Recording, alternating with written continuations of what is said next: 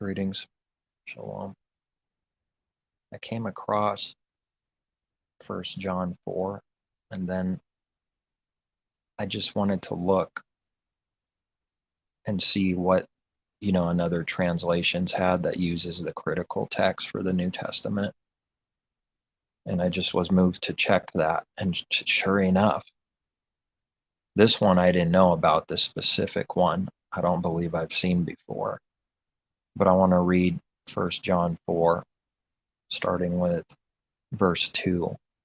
The NASB that uses the critical text, which there can be some confusion because the translation from any given Bible translation, they could put in whatever words they want, whether it's from the critical text or traditional.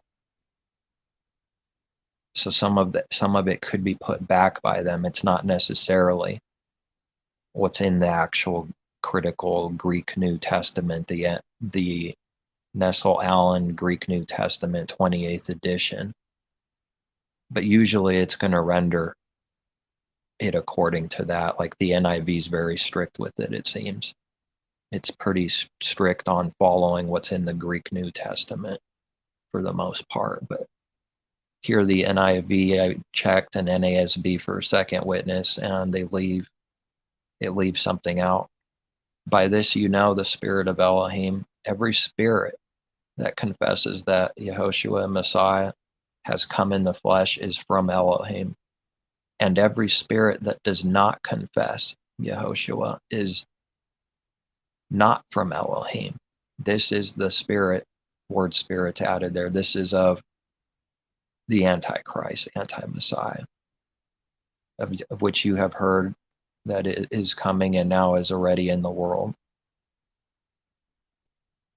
In verse 3, the first verse has this: by this you know the spirit of Elohim. Every spirit that confesses that Messiah has come in the flesh is from Elohim. This is where it's different now. It's missing something. Verse 3, and every spirit that does not confess Messiah is not from Elohim. It's broken. This is wrong in spirit. I see this is the corruption. That is not what it should be saying. But virtually every Bible uses heavily the critical text for the modern Bibles for the New Testament. Well, here's one difference out of many that exist that not very many are aware of, just how different it is in places. And even then, they still can't break his word. But it doesn't matter. That's exposing the actual evil intention of the heart and differences that exist.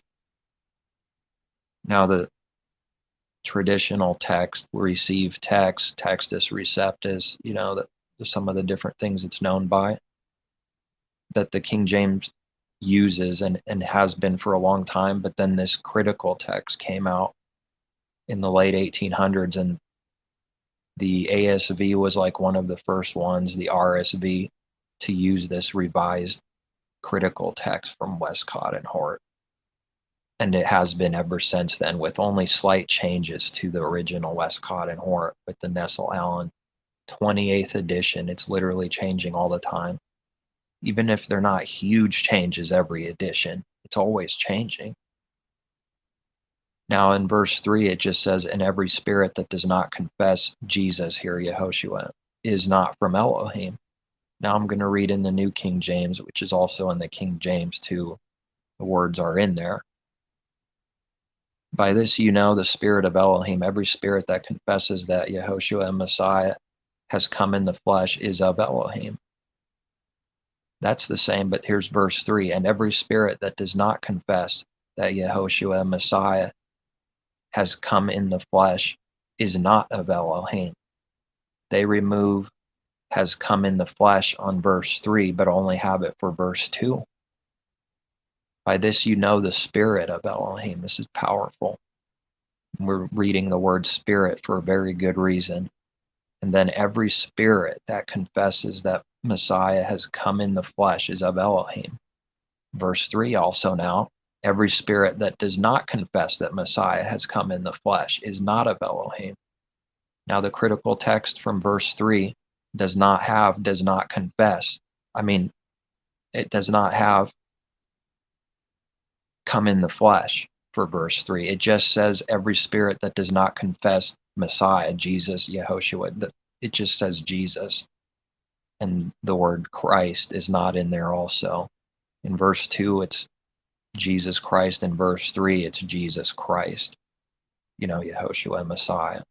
So the critical text has, I think it has Christ in verse 2, but then it does not have Christ in verse 3, just Jesus. And it removes in verse 3, has come in the flesh. It's a very specific, powerful. It's a corruption not to have this. It's obviously corrupt to me. I mean, it should be what we read in the traditional text, and it makes sense even. It's flowing together. The first verse is acknowledging he comes in the flesh. The third, verse 3, is not acknowledging he came in the flesh. It's not there, though, in the critical text in verse 3. It just says every spirit that confesses Messiah is of Elohim. That's not what's being spoken of. That's not the meaning. What does that mean, everyone that confesses Messiah? There's something specific here.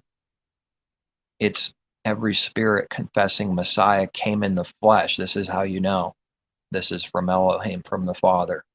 But every spirit that does not confess Messiah comes in the flesh is not of Elohim. This is of the anti-Messiah. Specifically, the anti-Messiah is not that there's nothing more to say about anti-Messiah, but specifically here, this is of anti-Messiah spirit, which is not acknowledging the true Messiah came in the flesh, according to the flesh, which doesn't mean confessing he was a flesh and blood man at all. Zero. Doesn't mean that. Catholics, Christianity, 1900 years, virtually everyone would say with their mouth that they believe Messiah came in the flesh. No, they don't. And they would make out the Father to be a liar, that these words are lies, of which we read there's many, because many false prophets have gone out into the world, verse 1. Then we read, by this you know the spirit of Elohim. Many false prophets is connected to many being of anti-Messiah spirit, which is denying he came in the flesh, which means that he was born from the literal seed of David, the natural way, and no incarnation birth and virgin pagan birth. Knowing that word, I did do a video on just a literal word study not too long ago on virgin in scripture in the Old Testament. There's at least two different Hebrew words, and the word used in Isaiah is not the word that's used to mean like pure virgin, literally, that's used elsewhere. And the first usage in Genesis of the word that does mean virgin in that way, it gives us, the Father just leaves it perfectly clear, even with his literal letters. In Genesis, it says, she has not known any man. That's specifically giving the definition of that Hebrew word translated as virgin in Genesis, is to not know, not sleep with any man. That's that virgin there. And a different Hebrew word is used in Isaiah, that the virgin shall conceive. The young woman shall conceive, of a young woman of marriageable age. And it's a completely different word. So then in Matthew, that scripture's being quoted from Matthew, from Isaiah. So when we read virgin in the New Testament, it doesn't mean what Christianity says.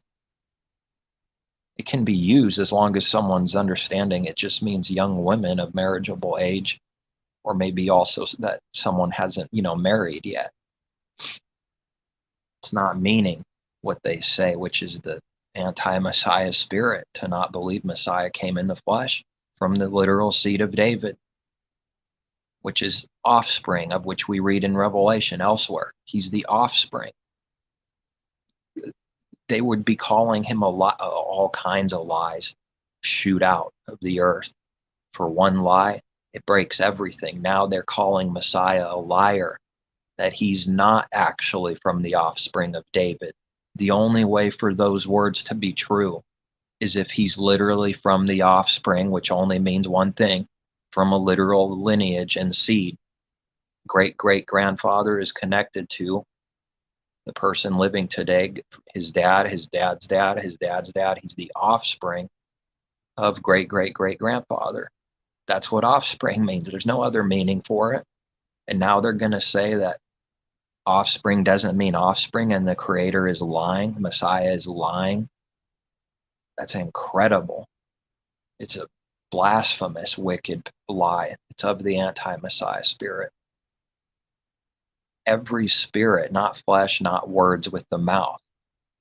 Powerful. That's why we read spirit in 1 John 4, because people are also called spirits, and not in a weird way where it means literally spirit and not flesh at all.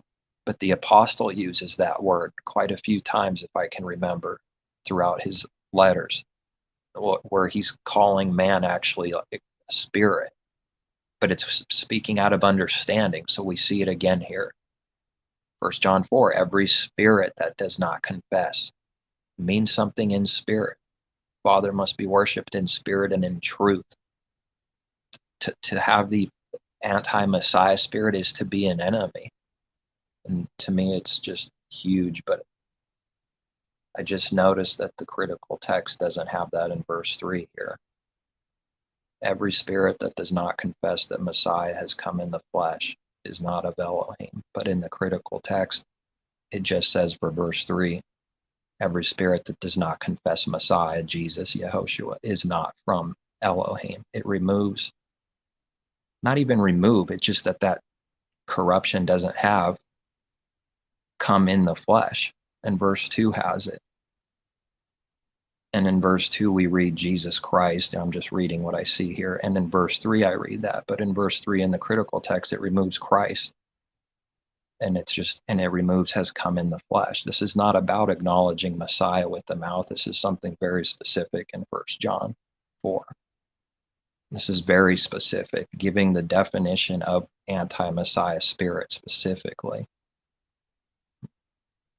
Even saying, by this you know the spirit of Elohim, the Father. Every spirit that confesses Messiah has come in the flesh is of Elohim. But then we read the exact opposite. In 3, every spirit that does not confess Messiah has come in the flesh is not of Elohim. This is of the anti-Messiah, which you heard was coming and is now already in the world. This can't be discerned with flesh or physical eyes or what someone says with the mouth. It has to be discerned in spirit. That's why we read spirit here. This is, when I started seeing something about this some time back, these verses, I didn't see very much in the beginning, but it's become more powerful to me because I see a little bit more than I used to before about it. It's utter authority, like all his word is. It's just that the understanding has to be given, and through that, it's authority, not through some kind of corruption or lie or trickery or deceit or false meaning of something. Only the actual truth is authority and powerful. Because if it's not the truth, then it's not truth. It's going to be contradicted. It'll be a lie. It'll be proven wrong, so-called by many people, which is what the truth receives anyway, slander and false accusations. But I have found if you ask somebody just to bring something out, because in Christianity, as far as I can see, most of them believe in the Trinity, but also in the incarnation of Messiah from the physical seed of God and not from the seed of David. How can he be both? It's one or the other. That is the true Gnostic to me. Even though more could be said about it, is not believing Messiah came in the flesh, is what it is, anti-Messiah spirit. The false Messiah, the counterfeit, because the enemy doesn't have truth. It can't be the actual truth, but it can create an image that looks like the true. And this false Messiah creates an image that does look something like the true to someone that can't see and starts seeing and discerning the difference. It looks real, it looks convincing, but this is the anti-Messiah spirit, to not believe in spirit and see in spirit. The Messiah came from the literal seed of David is the best I can say, coming in the flesh, according to the flesh, like we also read. Everything about truth is coming from what I actually read. We don't run away and hide and pretend things don't exist in Scripture. You have to do that if it's a lie all the time. You have to hide things, try to stay away from it, twist it. We don't have to do any of that when it's truth, which is just the blessing and benefit of truth that the Father gives. Works out more good, but lies work out more lies, more evil, more wrath, more confusion.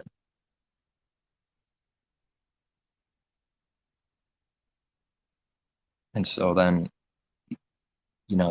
what I didn't know is that verse 3 didn't see it, that the other text doesn't have come in the flesh. And it breaks the meaning, because in verse 2 we have it, and now all of a sudden someone that just doesn't confess Messiah is not of Elohim. That's not what's being spoken of here, though.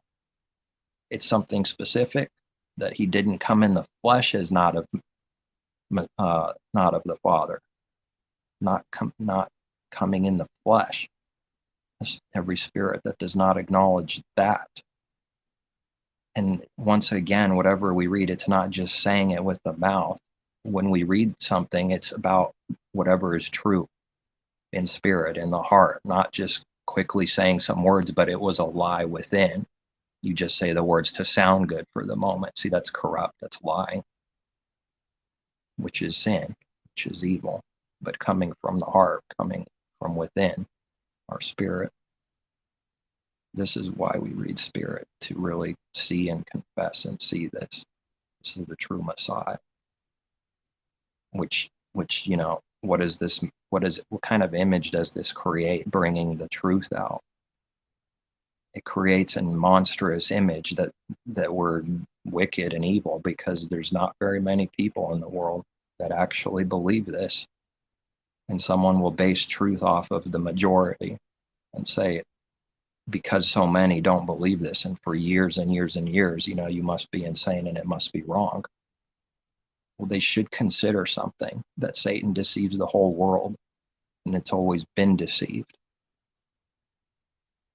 And the side of the majority is definitely an contradicting evil thing to try to prove. It can't prove anything by itself. And plus, if we were to play like that, like a harlot with things, and not do truth and true reasoning and proving and testing things truthfully, if anything, would say whatever the majority is saying, be careful of. It's likely mostly a lie. If we had to do that, but we can't do that either, though.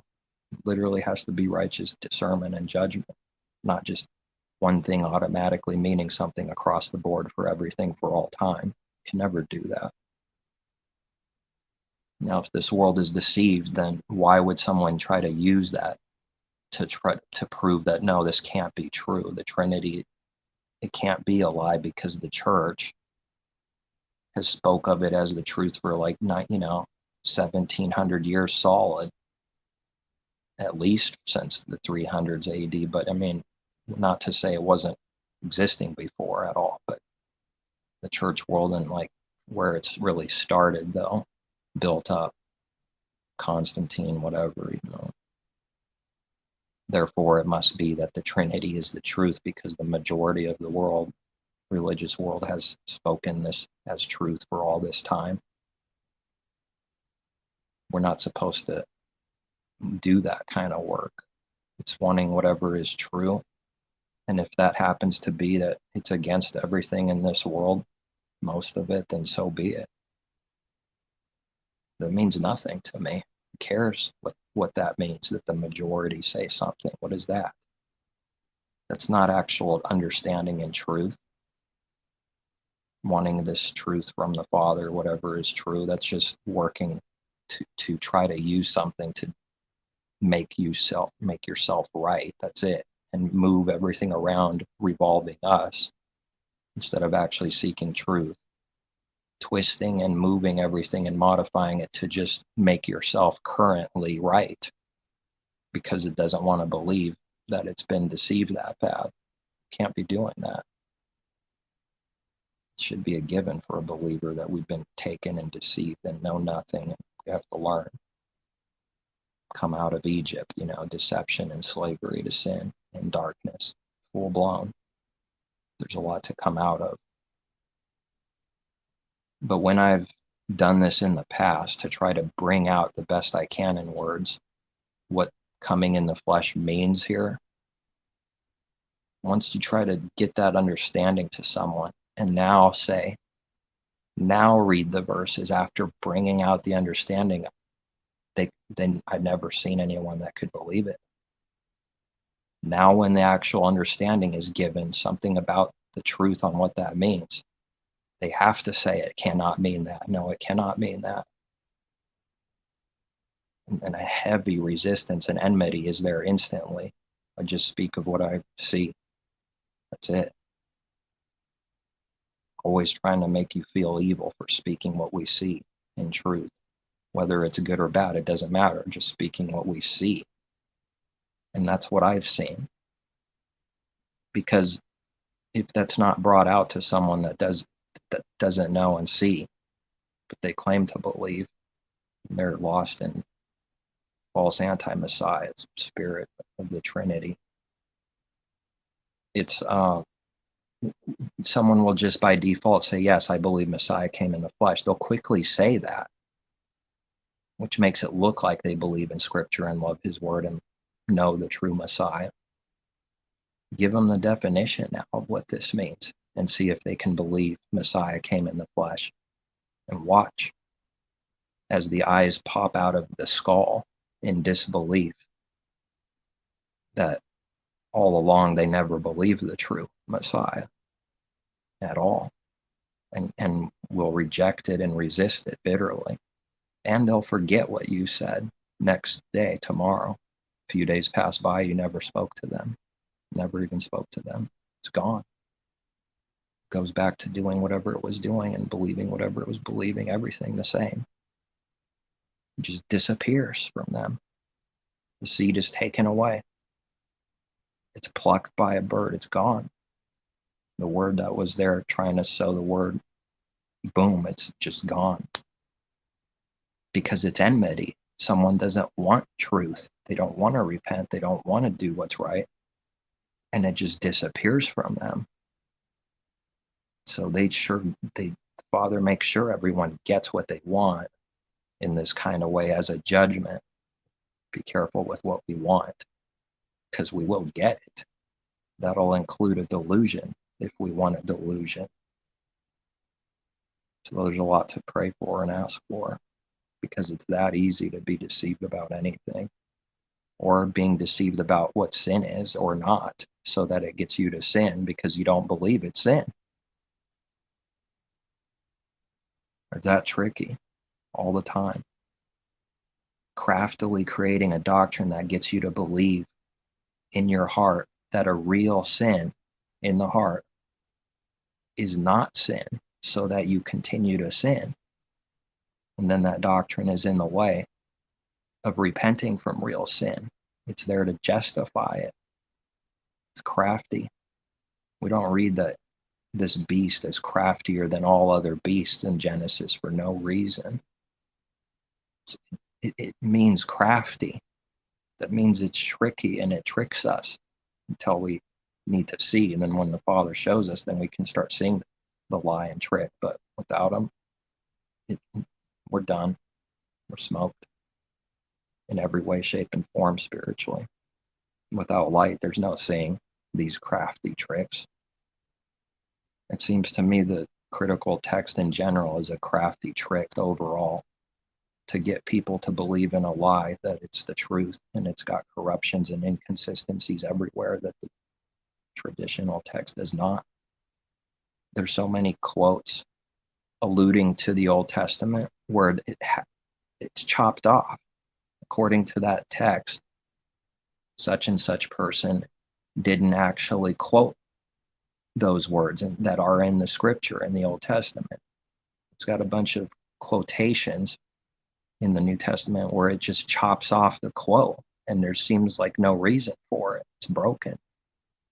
And it's like a short verse anyways. Why wouldn't Messiah quote most of it or all of it, but just a bunch of strange things I've seen with it over time, seeing more about it, because how does someone see an entire book and everything that's going on? It's pretty huge. We're not going to see that unless someone's actually seeking truth on any given thing to look into it. Otherwise, it's just going to be a glaze and someone acts like they know and they don't.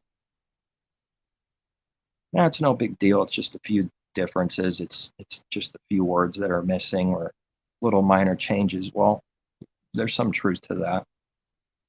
There's also some truth that some big things are corrupt and changed and missing. That also exists.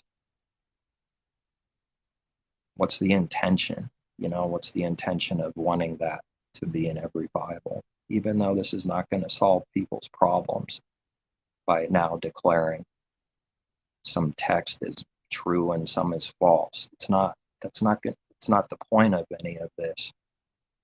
It's just the point of seeking truth and doing what's right in the heart, doing the Creator's will. If it's corrupt and a lie, it's working deception. It needs to be exposed. It's doing some kind of damage connected to other things. It won't stand alone. One lie that's a purpose for a lie, it's so that it creates other lies and just go down the darkness hole further. Messiah coming in the flesh doesn't mean he was a flesh and blood man. That's not the understanding here in 1 John 4, 2 and 3.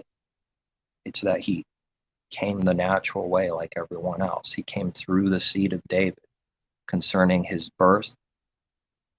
Now Messiah taught that which is born of the flesh is flesh.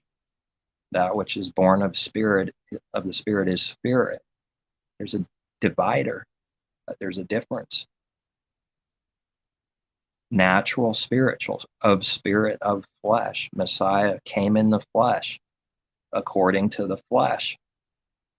Concerning being a son of Elohim, this is spirit.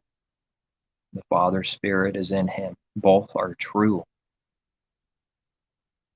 This isn't about Messiah being a literal flesh and blood man like everyone. Everyone would acknowledge that. Anybody for the last 1900 years in the church world will say, yeah, he's a flesh and blood man. I mean, I am confident in that. Virtually everyone would. Virtually everyone that claims to believe would claim that. I mean, if one didn't, that would be an odd thing. I'm not saying that's not possible, but virtually everyone would say that if they were asked what it means. Everyone would say that. But it's not what it means. Even though it is true, flesh and blood man, that's not the point. It's just not what it means here. It's very simple, and yet the world is what it is. I mean, just tells what man is without truth, just easily deceived. But we'll be deceived in their eyes and insane. Denying Messiah will be like, that would be the accusation, is denying the Messiah, denying Jesus, denying his divinity. Well, I do deny the anti-Messiah spirit. Yes, I do. Don't deny the true Messiah, but yes, their Messiah, I deny. The Messiah that did not come in the flesh. I mean, this is huge because this is about who Messiah is and what the Father did through the true man, Messiah. And saying he came from something other than what we read, something other than the truth, is a pretty massive lie. And that won't be the only lie in somebody that has this. Now the question is, do they know the Father? Do they know what sin is? Are they truly doing anything righteous? Because those that don't know the Father and have the Father, I mean, nobody is righteous of self. They're not doing what's righteous. They're not overcoming sin. They don't have life. If it's true that someone's not of him. They don't know the true Messiah then. They're not hearing from him. They're hearing something else. People are called spirit here, as the apostle does also sometimes. It's just the spirit of man in the person, but there's a distinguishing from the flesh and spirit. The body without the spirit is dead. Now, no scientist is going to conform to truth, but when truth is so obvious, sometimes they actually acknowledge something that's carnally true because it's just so obvious and it's lining up with his word. They have to do that sometimes. It must be a lot more to everything than what an unbelieving scientist says that doesn't know the Father. He has to think naturally about everything because that's the only thing that he can comprehend. Therefore, it must fit into his comprehension. And this is faulty. This is cricket because that's assuming the person knows everything and assuming this other thing, spirit, doesn't exist, that the creator doesn't even exist. So now conforming to a false thing means that it has to be a lie because the foundation's already messed up. And that's how lies are built instead of truth being built. It starts with a bad foundation, and everything you build on, it's going to be corrupt, whether more or less, it won't be right because it started from a corrupt foundation. The foundation had lies in it. In order to build on top of it, those things also have to be corrupt and messed up because it's connected to the foundation, which are corrupt lies mixing. The builders rejected the cornerstone. I think that's in Psalm. It's quoted a couple times at least, maybe more than that. Messiah is the cornerstone, foundation, and build on. Has to be built up. But lies also is creating the masquerade, so lies are being built up too. Both happen, both are happening. Both are the same for an image in that something's being built and it's getting taller because you're building on it. And for an outward image without any discernment, it's going to look identical. It's going to look like two people are both building. Therefore, they're both doing good. Yeah, one's building lies and corruption, which is 180 from the truth. It has nothing to do with it, and yet it looks like it for an image. These are the devil's tricks, creating images that look like the true, but it's not. The heart is corrupt, but the image tricks someone because it looks something like the true. Whatever that is, it could apply to anything, any truth, any lie connected to it. Without spiritual discernment, can't see these things. It's just darkness. The darkness is not what someone that's not learning from above, from the Father, what darkness means, and the depth of it is not about being tortured forever or in a dark, literal black room, but it is something like being in a dark, black room. You can't see, or whatever we can't see, then you can't see. It's dark. It's nothing. It's also death. It's also unbelief. It's also cursed. It's also lacking life, which is not to be understood as literally alive. That's not what the Father's good news and good message and what he wants to give to his people. Everyone's literally alive. That's not the understanding. Eternal life is to know the only true Elohim and the one whom he sent, Messiah. Messiah said this, to know the Father and know Messiah. He gives us the definition of eternal life. There's a problem with that word if it's taken literally, because eternal means no beginning. And every believer definitely has a beginning to their belief. We weren't born believing. Age abiding eternal life, but the life that he gives us is to have life and have it more abundantly instead of being dead while we're alive. like the living dead. Zombies is a good picture. Tearing away flesh, destroying things. Only wants to destroy with no mind to anything else. Just needs to feed on flesh, But he came to give life for those that believe today. And they need to remain in the vine to continue to live and grow like a branch is attached to a tree. It doesn't need to remain connected, or else it will fall off and start dying. Adam would live if he kept on eating, but then it was cut off and guarded because the Father doesn't allow corruption. There was no way for man to die to who and what he is until Messiah. Then the tree of life became available, and it will be available till forever. It's not ending here. It's going to be available for everyone for life, not just a few believers in the wicked age forever, but it's going to always be available.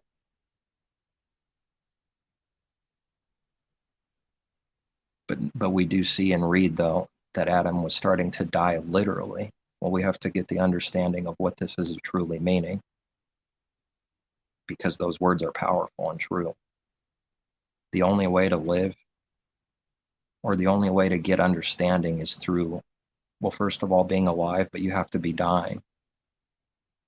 It's just necessary that man had to die from sin and start dying so he can learn the difference between good and evil and discern and choose what's right, which the Father moves his people to do that.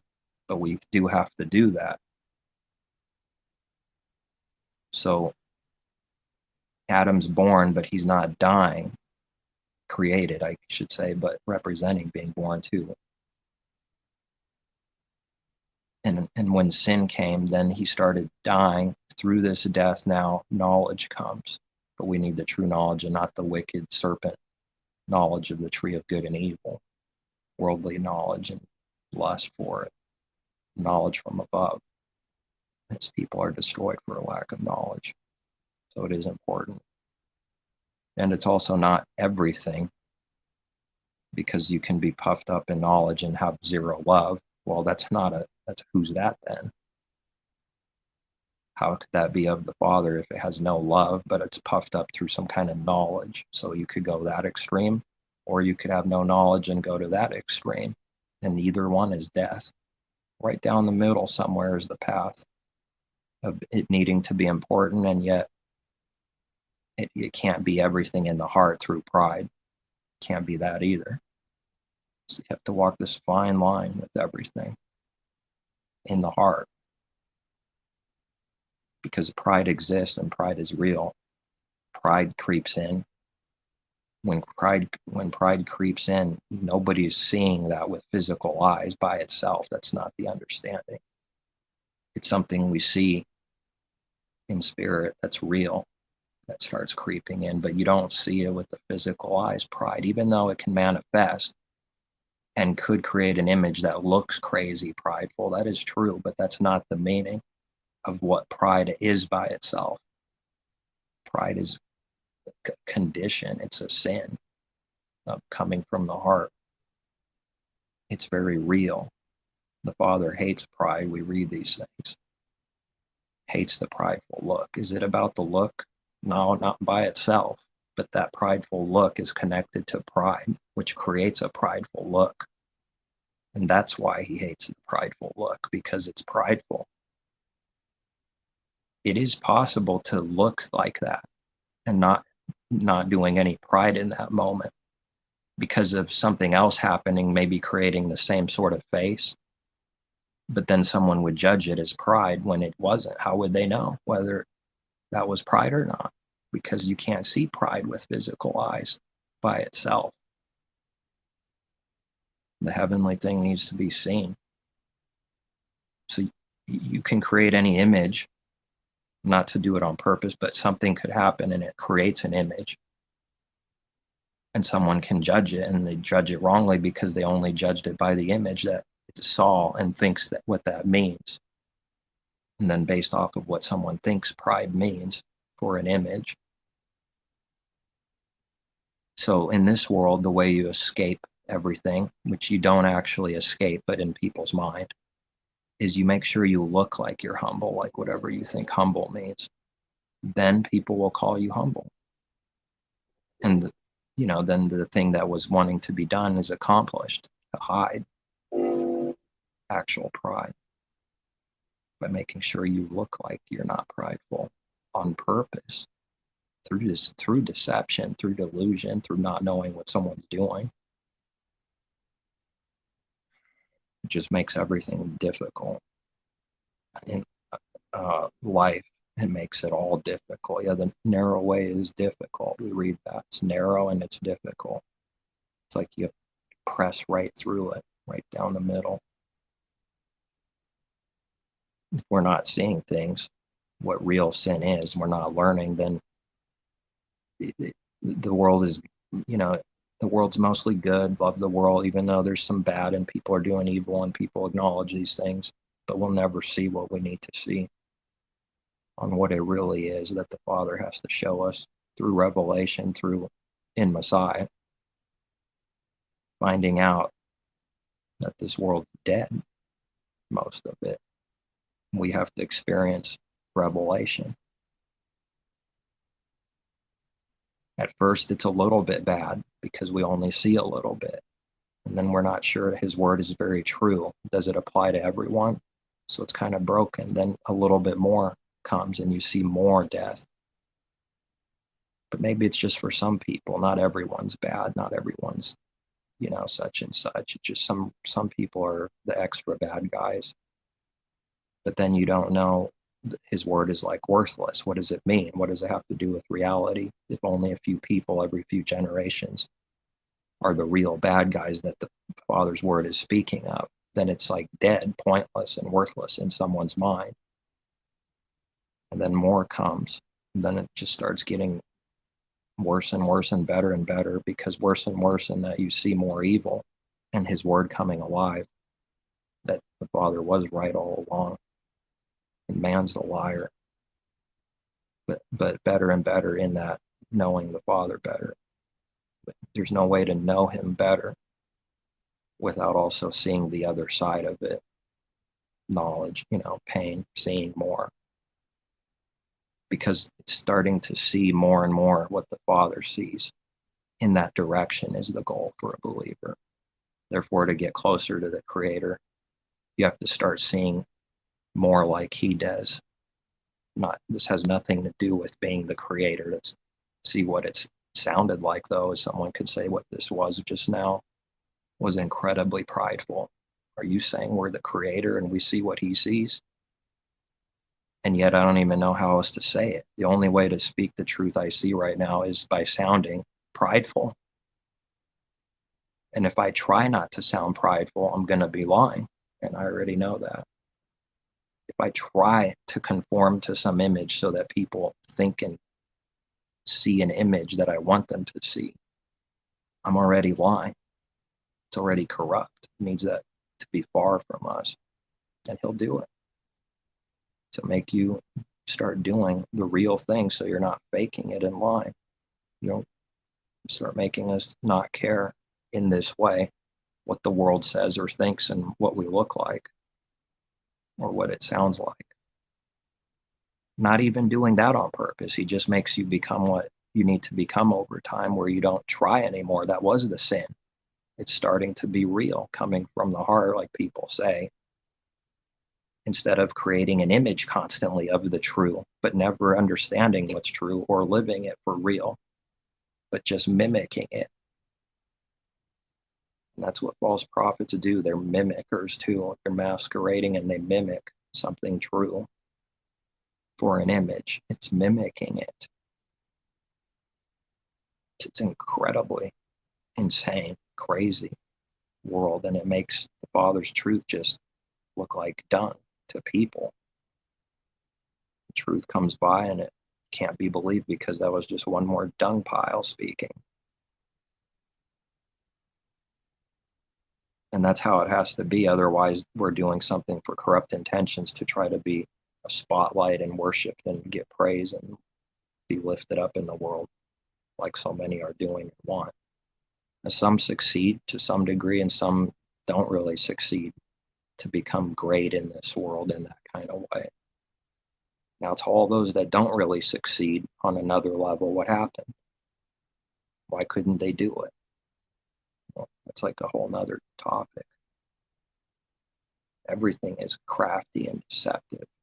Those that do rise will condemn and blame in the heart those that don't, and say that they didn't put their mind to it, they're lazy, they're this, they're bums, they're stupid, evil, not as smart as I am. No. I would like to say what's also true on the other side of those that do rise up in this world, worldly, is that they couldn't not rise up in this world. They can't stop. Now the other person that's sort of like down there, not super rich and famous, says, now you can't not be that. You condemn me for not being able to be this great thing, but you can't not be what I am. See, I'm not saying people are understanding like unbeliever. I'm just trying to bring out how the Father, there's no room to boast. He doesn't allow it. Speaking of reality, no one will have boasted. See, once these things start to be seen, everyone will see that it was all foolish and stupid, and then no one actually boasted. And yet people are boasting. These are both true, because one is speaking of actually breaking the Father's things and destroying his truth, making him a liar. This is not possible. So in this way, no one boasts. But then in sin, in delusion, people are boasting through pride. So both are true. If you don't sort of divide by explaining it, even if I say two different things that I see in my mind, and that's why I say it, without sort of bringing out a difference or trying to explain one from the other, someone will just hear a contradiction. But it's pretty tedious to try to explain every little finest detail and difference about every few words. You know, it can get crazy then. Some kind of balance has to be had, but you know, it's not to try, it's not doing any works believing that we can give understanding to someone of ourselves. It's not why anybody in Messiah can be doing that with that intention. You finally learn that you can't even do that. So doing that, trying to, is already sin and corruption, because it can't be done. It's going through the Father's way, which is freely giving, and then the Father wakes somebody up, and we don't know who that is. That there's no corrupt intentions behind it. It's because it's just a want to do what's right. It's that simple and pure. What's the catch? The world says, what's the catch? There's no catch with the truth, with the Father's things. And the works will prove it. The Father doesn't allow anyone to speak without the works. The works prove whether someone's lying or not. If someone says the right words, but their works deny it, their works prove they're lying and don't understand and do not believe what they just said, if the works constantly contradict it.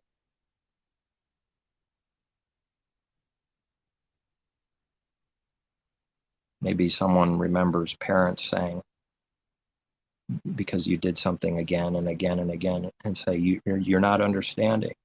And pride goes back and says, what do you mean? Do you think I'm stupid? What do you think, I'm retarded? I understand. It's kind of scary that that's how my mind actually worked, because that was stupid. Those words were right. The understanding wasn't there, and the works proved it, because you do something over and over again. That's obviously not understanding. But man thinks the understanding is saying the right words, and that's how someone gets tricked. And it's not the understanding just saying the right words for an image of knowledge. It's doing whatever something means. That's the understanding, doing whatever it means in reality. Not just saying, I'm going to take out my garbage, and then you never do. I'm going to take it out. I'm going to take it out. Yeah, I'll do this. I'll drive 40,000 miles to see you, brother. And they just say it just to sound good. Well, that's not good. That's evil. I mean, it was just said to make itself look good, hide, cowered behind a spiritual image and wall. Make you think something about them so that they're not spotted for being sinner. Talking about real things. Not someone saying, yeah, I'm a sinner. It's not what it is. A lot of people acknowledge those words. We're talking about actual sin that they're not seeing yet. It's covering and hiding those real sins in the heart. That's what must be destroyed, come to the light, and be exposed by the Father's light for what it really is, what everyone is.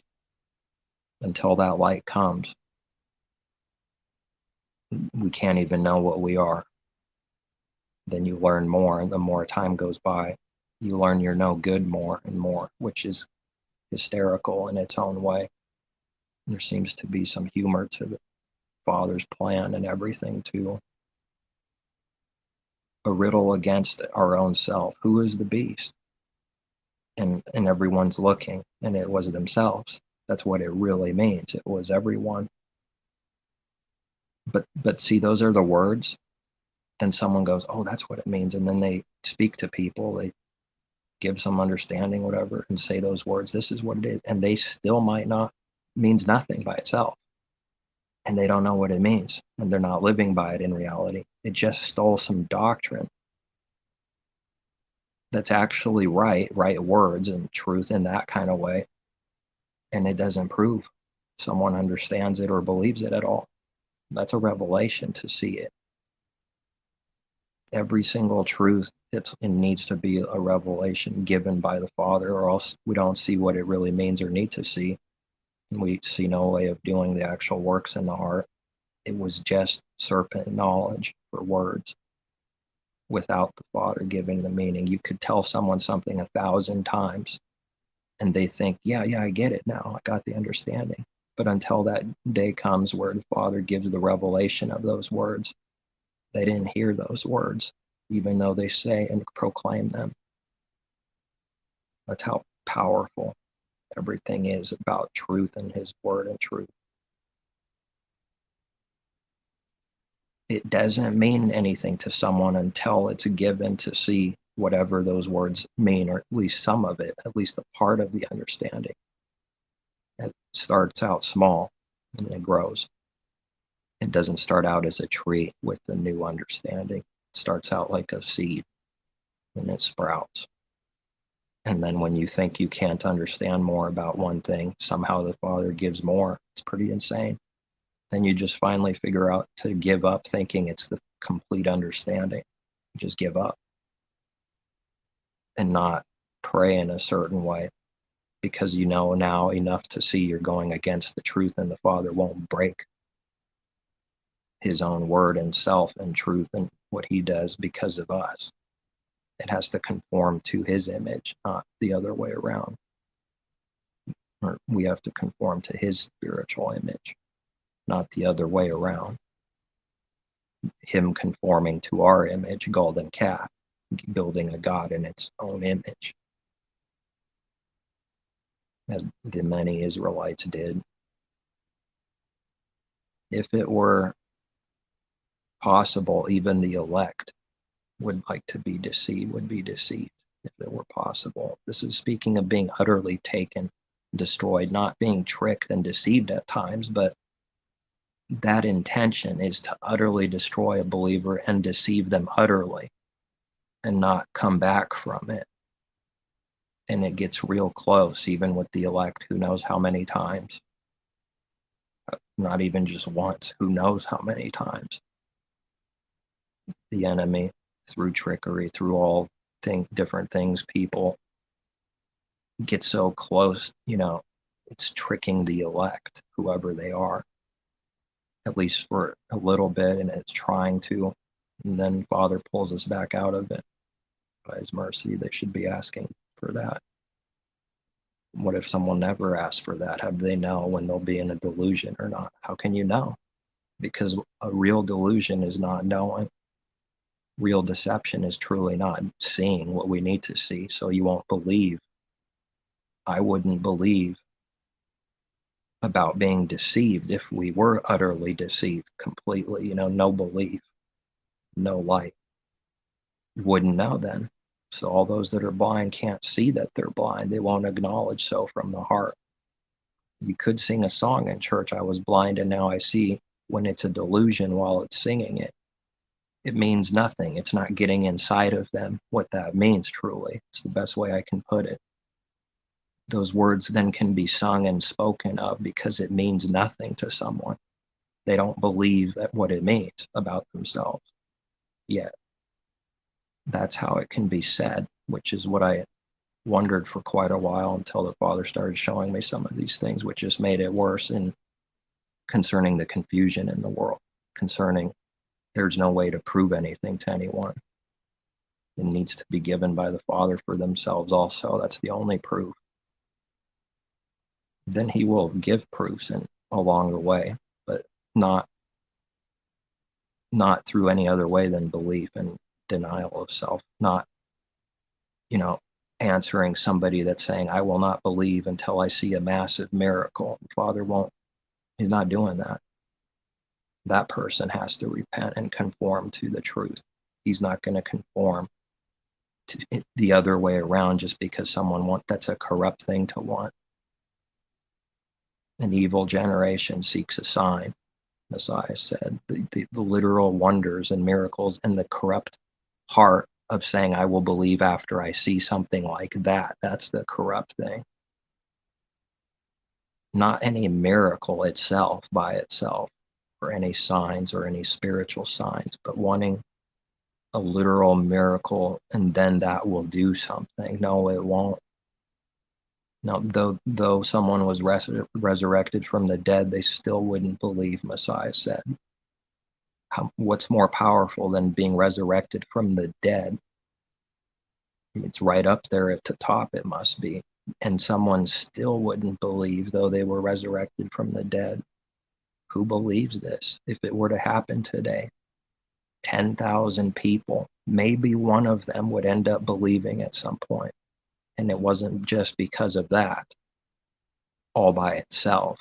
Somebody, believes in the Father, has mercy on them, but the literal miracle by itself can't do anything by itself to someone. And the 10,000 people, the vast majority of them, maybe all of them many times, maybe it's 1 out of 5 million that would actually believe, but the number doesn't matter. And it would be the same tomorrow. That's how zero faith, zero, super weak, carnal, unbelieving, the sin of unbelief, that's who man is of himself. Giant miracle is done. And now the disciples are asking about 5,000 fish, 5,000 people to feed, when they just did that earlier. Messiah's even saying, don't you remember? Can't you remember? Hello, I'm going insane. All these people, they don't believe. And Messiah still has to do good to the disciples, knowing that they don't understand. Who would do something knowing that it must be given and it won't be understood? It can't be understood until it's given, and you still do something anyways? That's who the Father is. Right there, that's who the Father is. Already knows. So then we start to see and know, which means that intention has to be pure. The world doesn't work like this at all. If it had no gain for self or something to know about and hope for gain, it wouldn't do the so-called good. Even like literally, just not even to look good. It wouldn't do any good then. Not that anybody does actually the true good without him, but You have to talk like this a lot to bring something out. It has to contradict something else somewhere else with the letters to bring out one truth. Sort of has to throw down another for an image, but not actually throwing down another truth, but just sort of looking like it. This is like a tribulation to not be understood, and yet the Father still has to get us to do whatever is right, knowing in advance when we start to see and know. This is pretty powerful. This is pretty amazing. That's a change of the heart. That's real. It's a miracle. And he continues to change it for real for those that believe in the Father and the true Messiah. It's just a steady, slow growth, though. It can't be too fast. It can't be like all at once, a ton happening, but just constantly going. The world's faithless without him, no faith for real. So how do they know what faith does for real if the whole world doesn't have it of itself?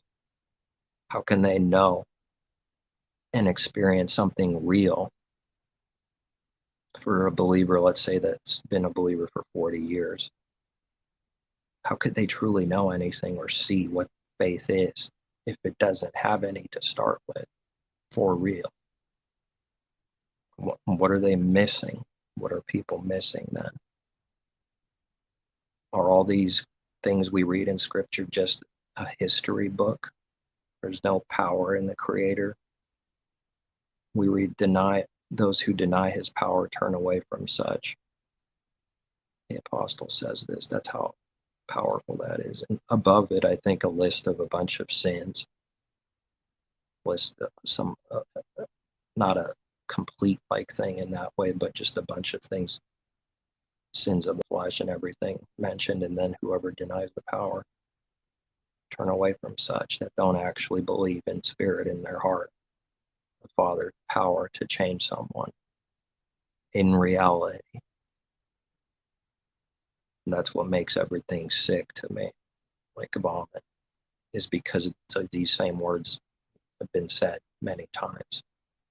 But I see that carnal definition and lack of understanding in people and seeing what they would think about it and do, and contrasting it to the true and what truth means, and then just seeing the enmity between the two, thinking someone understands when they don't, is what we're going to experience a lot. Which self has to come out of it is that also, just coming out of it, though. It was all that first also. No better than someone else. Those words are said, aren't they? In this world, I'm no better than anyone else. No better than anyone else. Living it and seeing it, though, for what it really means is a 180 reality from those words that the world says. It says the words, worldly wisdom is shallow. It's outwardly. Image is a covering, clothes on the outside for knowledge and words. It's trying to create a picture, an outward picture of something real that happens within. But that outward thing can never actually do the real thing within. No one has that power without the Creator and his Spirit. That outward thing doesn't mean someone did something with their heart for what it means. That's why we read about Messiah teaching about giving, because there's the good and there's the evil, and they look very alike for an image outwardly. And there's one is good and one is evil. That's how different they are. Nothing in common. And yet it looks the same. You can give to someone and it was sin. Or you can give and it was good and it was righteous. And it looks like you're giving. Same image. Looks like the image of giving something. One is good, one is evil. That person didn't give then if they did the evil. They didn't see, when I say they didn't give, they didn't do what that means in the heart. Not speaking of not literally giving, because that is what was done. But now, even though they gave, they didn't give, because they gave for corrupt intentions without understanding what giving is. Therefore, they never did that work according to his truth, according to the heavenly truth, whatever giving is in heaven. They gave on earth for an image of the heavenly, but it couldn't do the real thing. Without the Creator, can't do the real thing. It can't be humble and do the real thing and be humble as Messiah was humble, as our example. What it can do is create an image through pride, which is contradicting because pride is not humble, but it creates an image. That is pride in the heart, to create an image of humble and pretend. That is prideful, because that's going against the truth. That's creating our own things, which is prideful, selfish. To look like you're humble and before people and make sure you look like that to get their minds to think you are, that is pride. While they got everyone to believe they're humble and look humble, it was pride in reality. Who on earth could see the difference? No one can without his sight, without seeking his truth and seeing. It's going to look deadly close to the true. When the true thing is done, something happened in the heart, it was real, and people will sense that. Then they'll hate that thing, because the image was what the people were doing all along. When you do what looks like you just did what someone else does in the world, and all of a sudden it's hated. Why is it hated when it looks the same for an image to people? Because it was real, that's why. And everything else was fake. And no blind person can see that. It was fake, can't understand these things, so just deny it all. Two people could look like they do the same thing, and one person is hated and the other seems loved for, giving praise. And they looked like they did the same thing, because one, whoever did what was actually righteous in the heart and what that truly means, therefore whatever image it creates, it doesn't matter as long as the real thing was done. And it was hated because it was real, because that's what someone sensed. But the other thing was fake, so it can be loved. So man likes what's fake and corrupt. It's enmity. If you don't control and command someone, if you do, they'll hate it. But if you don't, they'll hate it. Now they're confused and like, aren't you going to complete the delusion? Aren't you going to tell me what to do? People do these kinds of things. I'm sure someone could think of examples. It's confused because it didn't complete the delusion of trying to convince someone, rape someone, force your knowledge and wisdom on someone. Now it's confused because it didn't do the actual evil in spirit. Confused. Aren't you going to do the evil to me? And then if you do it, they hate you. And if you don't, they hate you. Because if you don't do the evil thing, now they'll hate you because they got exposed as being a fraud, as sinning, as being exposed for looking like they do something good, but it was all fake and fraudulent. Now they're angry because they got exposed. So they'll be angry and hateful whether you do or don't. You're screwed either way by the natural man. It's enmity. He's not allowed to love anything with the heart. That's the judgment by the Father. It's cursed. It can't receive the true love and benefit from doing sin. It's bronze up there and it's iron downstairs. The heavens are bronze or iron, and either or on the earth too. It's rock hard every direction. Nothing works for it. Nothing grows in cement, does it? Just a bunch of iron everywhere. Needs soil. So there's nothing good coming out. Just a rock hard bunch of cement, bunch of bronze, iron. What can grow through that? What's going to something good going to grow through that? It's hard, like a rock. Dirt, even though it can be hard, it's not the same, especially if it's wet. It's like you could shape it, mold it, but if you try to shape a stone, it's going to break. A stony heart's going to break when he dashes his people to pieces, and the nations, all stony hearts being dashed to pieces. It sounds kind of cruel just reading the letters, and it's not. It's the only good thing. It's righteous judgment. It's good intention to dash people to pieces.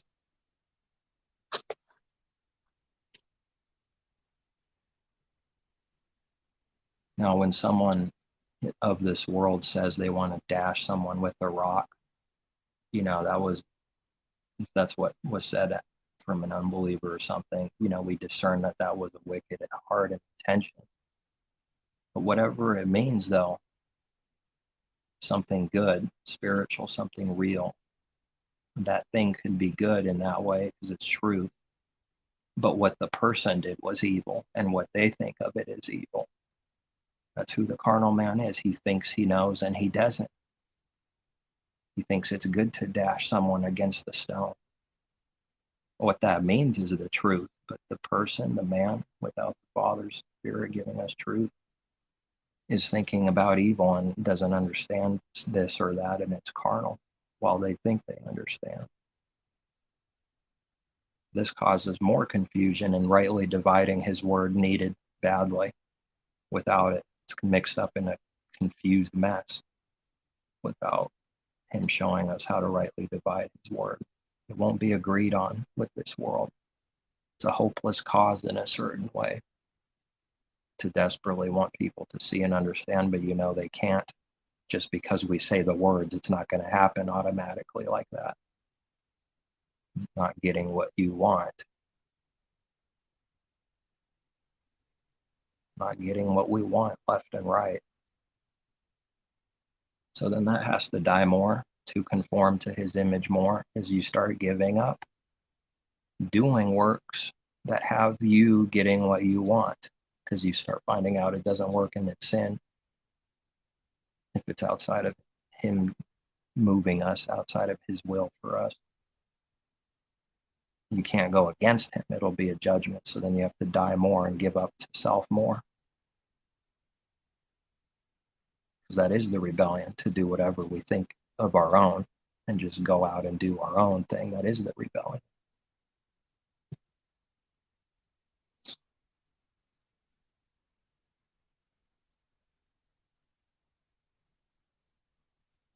I don't know what it would be like to be freed from sin, like completely. I think I can also say is whatever it's like now for believers, it won't be like that forever, because it's a war now. So that's different than not being in war between good and evil, and within a war within the members of self even. Well, people will see the creator as a cruel person, a cruel creator that just wants to tell people what to do and control them, and that's not who he is at all. That's who people are. They'll put it on the Father if they hear something, and then he gets, offended and tries to put that on the Creator because it sort of sounds like it, because it kind of looks like it if we read certain things. And yet that's not who he is at all. It's everything is real with him. The sin is doing something and not wanting to, and so then it's fake. That is the sin. That is what we have to come out of. That is the sin. Is doing something, but you hate it, but you do it anyways for whatever corrupt reasons, this or that. That is the thing that needs to die. Father's doing this in reality. The people that make those kind of accusations constantly, they're speaking of what self is perfectly, because the Father's flipping that around for real. So how could they say that about him when the perfect opposite is true? He doesn't do any evil. Messiah asked the disciples, would you like to go too? Everybody's walking away. You want to go away too?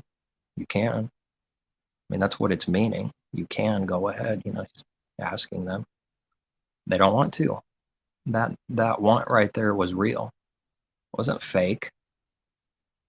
How the Father makes this come true while he's sovereign, well, it's might as well be called a miracle, but both are happening.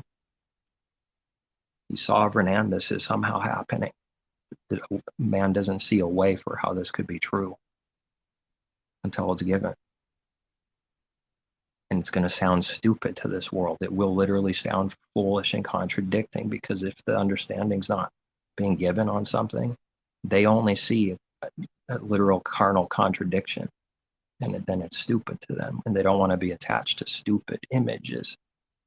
So then it will attack truth because it doesn't want to be attached to something that looks stupid. The only thing it cares about is its image looking good constantly. Then it has to condemn that to try to separate itself from that. I'm definitely not that. I'm definitely not that. And it is that. The heart is that. Whatever it's not liking, the heart is corrupt, running away from reality.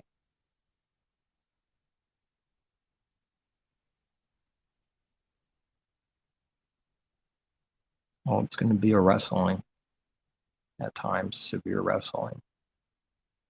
All of Israel has to wrestle with the Creator. Was it Jacob with the messenger of heaven wrestling, and he came out limping? But he came out victorious, but he came out limping. We also know that, Jacob, I think, was changed to Israel. So he's representing all of his people also.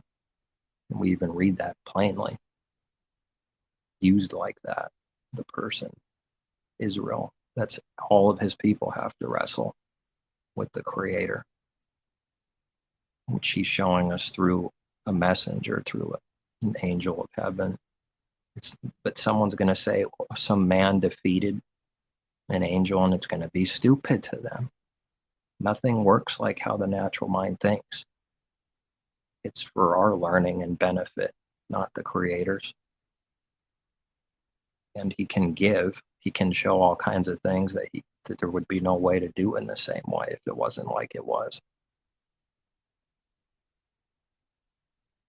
Someone starts empty, well, now he can show how he can give and not be empty anymore. How do you show that if you're full already? Or a fool? Have to be a fool actually first to see how he can give wisdom, truth, what's not foolish, what's good.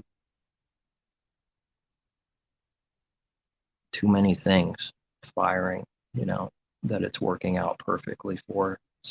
Too much makes your mind want to blow up if you try to think of them all, like whatever that means. Can't see everything all. Even whatever he shows us, you can't even see it all at once in 1 second, in one few seconds, like a flash of a bunch of different understandings. It's like an overload. It's literally perfect and seemingly should have been impossible, and yet it's not with the Creator.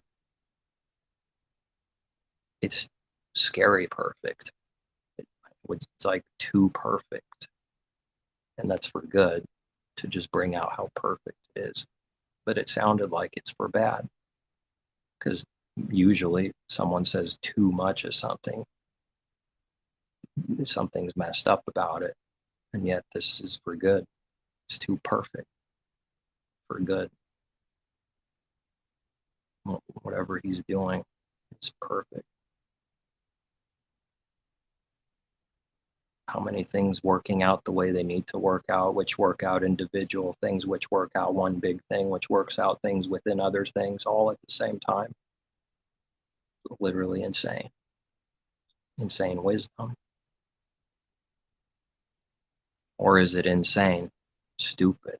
So insane wisdom, stupid wisdom. No, insane for good. Same word.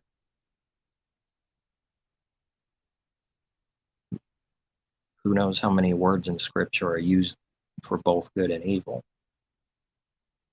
So that it breaks down what people think through carnal study. It just breaks everything man does because it doesn't work like how he thinks it works.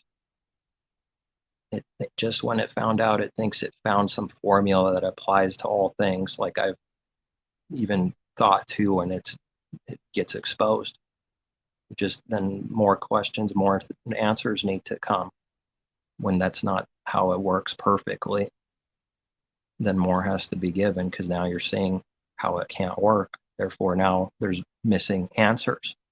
There's like empty things now that need to be filled. Before more comes, you think it's filled and it makes sense until he shows you more. And that's just part of the process then. It's like a refining, being a little bit wrong in this or that, but it wasn't wrong at the moment. If that's the best someone can do, seeking to do his will for real. It was a righteous intention in the heart. It's just that whatever we don't see, then you can't see other things connected to it, which kind of changes it a little bit later.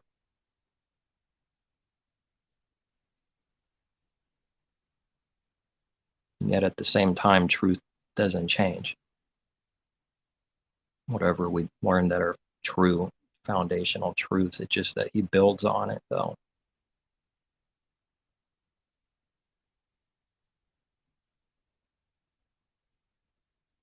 It's a wrestling to accept that you literally cannot see who knows how many things that need to be seen still.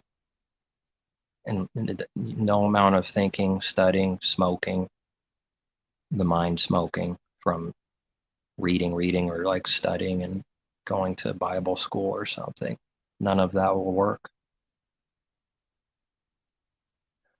Some of these things are only good if it's through doing his will and getting understanding from him. Then some of these things can be used for good through it, but relying on it by itself, and that's going to be the understanding, it's not going to work. He doesn't allow that to work. That strict about real heavenly things, spiritual things. But if the whole world's blind, which, it's darkness, blind, how can it see whatever is true and good then? How does it even see when good comes its way? In Jeremiah earlier somewhere, that part of the judgment is when good comes, you won't see it. Read that somewhere in Jeremiah. Something about when the good comes, they won't see it. They won't see when good comes.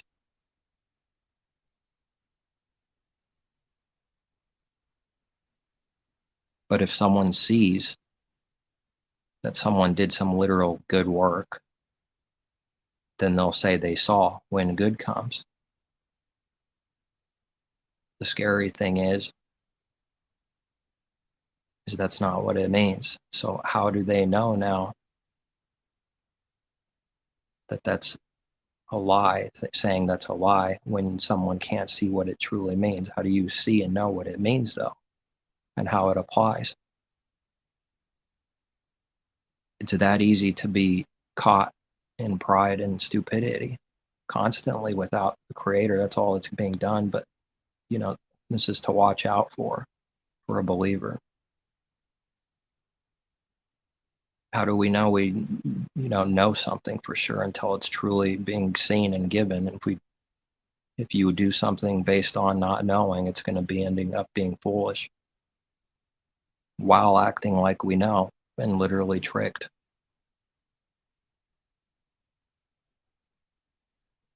That's inevitable. Has to happen to a believer too, to be corrected or get tricked here and there.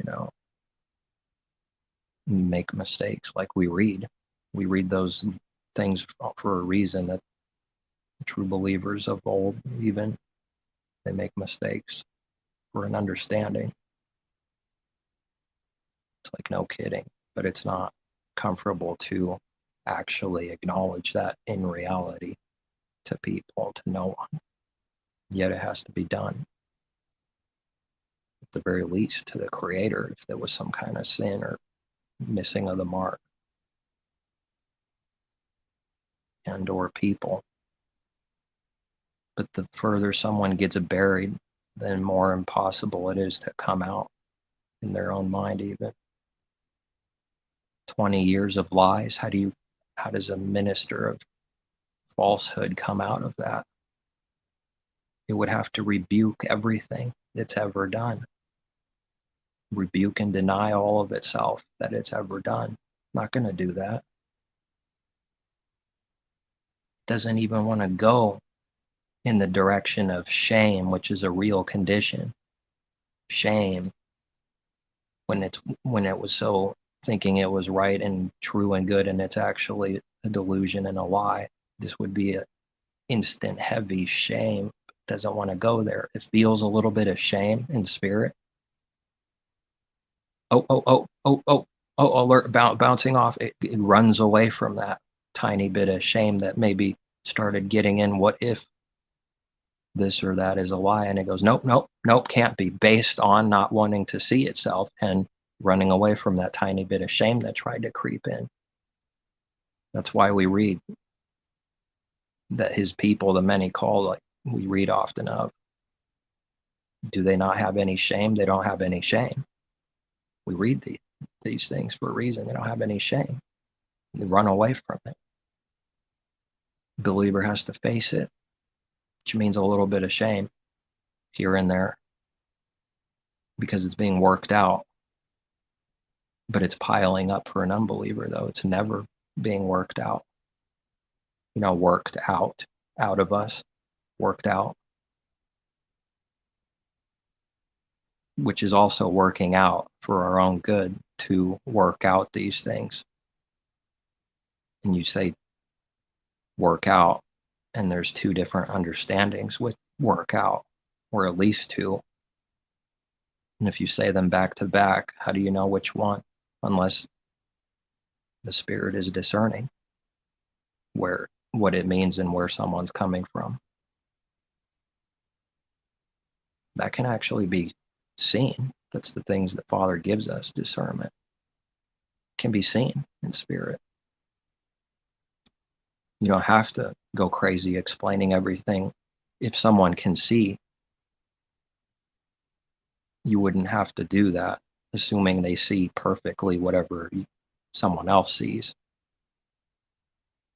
which is pretty amazing. They hear the words. They're hearing at least something, some of the words at very least. They didn't hear Messiah's words, though, but they heard his literal voice. But that's not the meaning. They could not hear his word.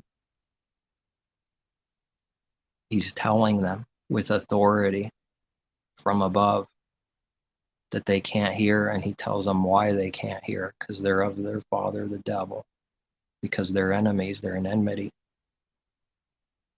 It's prophecy, and it's powerful when it's done truthfully, which only comes from above, and not trying to create the image of prophecy, because a false prophet's empty. It's going to do a video and create a bunch of things that make it look like a bunch of little miracles happened, and they didn't. But it will act like it did and pretend like, and get people to believe the lie and pass it right along. And nobody sees. So few see. When it's done really crafty like that, most won't see it. How do you prove that that thing was a giant lie? All its followers will viciously attack you, because it creates a very, very bad image. If someone did that and it's being exposed, that creates a monstrous image, which is sin to an unbeliever. Only looking bad is sin to an unbeliever in darkness, and religion in darkness. So it's going to attack using its image for a cover. And the false prophet uses people under him because he knows somewhere deep inside that they'll attack and defend him. If they're being exposed, they'll all attack too. Because if he's being exposed, all his people are being exposed, and those people don't want to be exposed. So they have incentive to attack truth to save their own soul, because they don't want to be exposed. And it made it look like they love the person and support and defend him when they don't. They only did that to support and defend itself, because they would be exposed if their false prophet's exposed as being in a delusion and deception, full blown, being false. Just, we know a believer's not perfected in one day, but this is the difference between someone that truly does believe or doesn't. That's a massive difference. To discern is crazy. It needs to be given. We can't do it. So 3 or 4 things happen all in a row that seemed like sort of little miracles, miraculous. Well, they thought about it before they did the video, spent time thinking about what they're going to do and planned it all. Then when they do the plan, they act as if it was real, that they created that and created the image, and everyone buys the image that it was real when it wasn't. It was only real in that it literally happened. But what they're trying to sell, that it was like little miracle after miracle lining up with the video, it's making it look like prophecy, which does happen for his people many, many times. The world won't see it though when it does, but real prophecy happens in between someone else for a witness. Pretty amazing things, pretty insane for good, because these things do happen. So the enemy has to masquerade and create the image to make themselves look like a true prophet, true servant, true believer. If it's creating an image to make someone look like something, it's false. It's only doing that to hide who and what it is. It's the only intention. They can't see that intention. If someone's getting exposed more in reality spiritually and truth is coming, they have to start doing crazier things to make the people believe they're true, because they cannot believe it's a deceived and a delusion at all. And an enemy can't believe it. They're going down a hole and they can't come out. Someone should fear the Creator for this, because it's real. Humpty Dumpty falling and not being, maybe it was a lot deeper to Humpty Dumpty falling than the world just casually says, and can't get back up. At the first moment that someone sees, they should repent for any given sin, because it'll keep getting worse and go in a delusion. First second they see anything or think they need to be asking the Father for something, they should be doing. Because if not, how do we know then? So you just accept that we have a lot to learn and things that might need corrected currently. And hopefully nothing massive, like huge for an understanding. But it always has to have that heart, because pride is being judged. And people will go blind for continuing heavier pride. So, because pride is sin, so then it's a guaranteed judgment. If we see continual actual pride continually in someone that claims to believe, how is it that they're of the Father if we just see that continually with no regard? And if a question is asked, it rejects it, it denies it, then we start to get the picture. That person just might be carnal. There's so many works that you can only do so much evil continually. At some point, it's discerned for not being a true believer. But that discernment better be right, though. Because if it's wrong, we just did some serious evil. That's how fine this line is. It better be right. I've said that before. When people make claims, they better be right, because if they're not, they're already in delusion, and it's getting worse, because that was a massive sin if they're lying. And tricking many people makes the judgment stronger, because it's deceiving many. It's way worse than just being deceived of self and one or two people. But now, thousands, hundreds of thousands, millions, whole world being deceived. Messiah said, one of the first things said to his disciples there, don't be deceived. When he had them privately, he teaches his people privately, separates them from the crowd, because it's not given to just everyone mixed like that. He sets apart his people and privately gives it, but in the open, he's speaking parables of actual truth and not hiding anything. Messiah does no evil by actually answering truthfully according to someone's question, and then they don't understand, therefore they'll say Messiah didn't answer the question. That's what it'll be like when it's the only truthful answer in heaven of heavenly things, that the answer was given completely.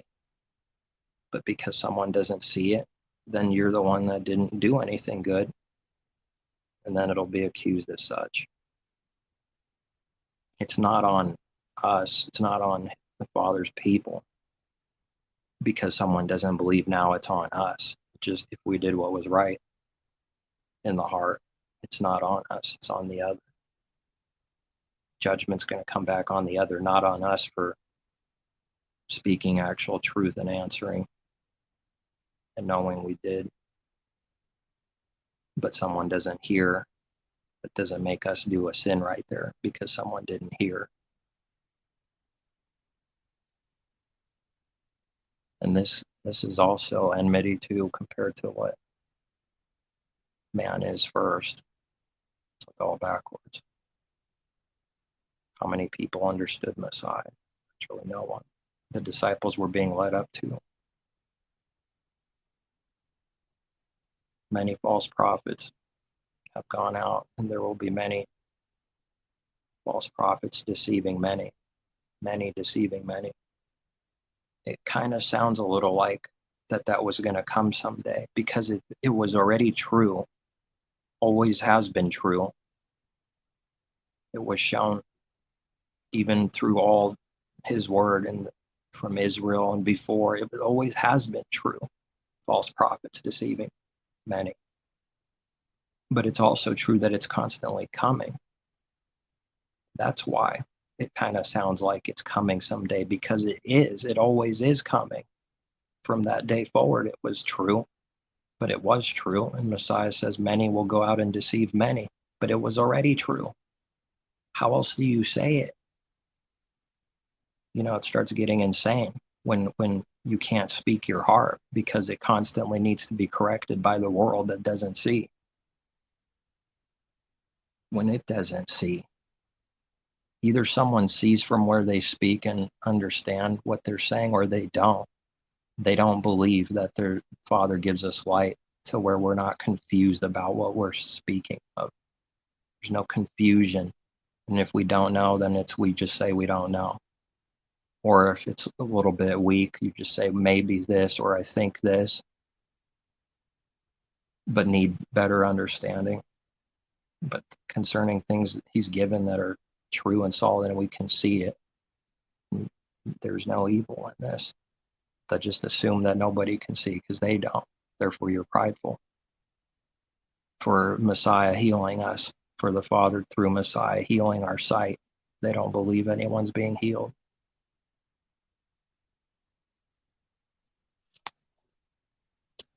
That's why we read that they couldn't believe the person born blind was healed. They just could not believe it. For real, they could not believe it. They don't want to believe it. They're doing works to destroy that truth because of their enmity towards it. Not only don't they believe it at all, they don't want to believe it at all. It's biased already.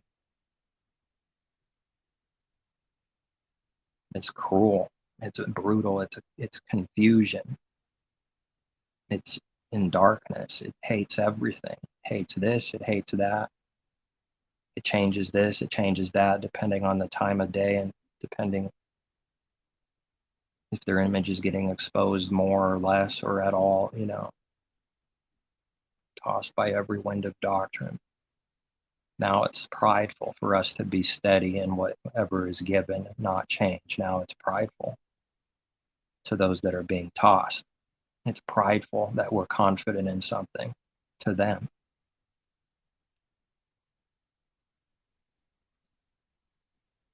It's just enmity. It's going to be enmity. The false Messiah. We're going to be prideful because it goes against what they say and believe. Therefore, it must be we doing evil and prideful. See, it's not discerning and rightly judging at all. It must be like that because the last thing is that somebody is in a full-blown lie. It can't be so in someone's mind. So it works out of that not being able to be so. It can't be, I'm this off, this bad.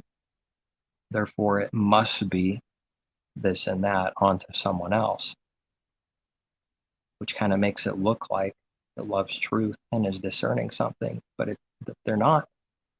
When that's the case, they're not. It just has to be. It has to be we're utterly lost and don't believe at all and deceived in, this truth about Messiah. It must be delusion and sinful and of the devil.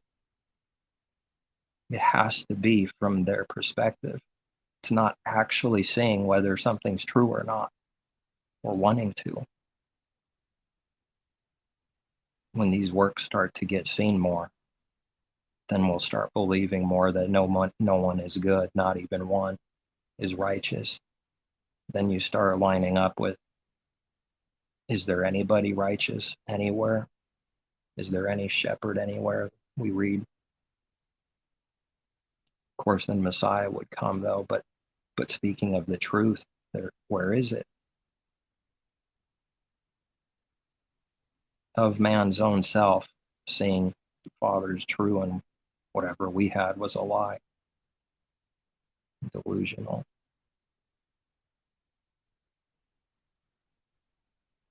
That's where all the blessing is anyways. It's not that bad. Once you receive some things from the Father, good things, life, it's a little bit of incentive to not want to be wrong, obviously, but to be corrected or just seek only whatever is true.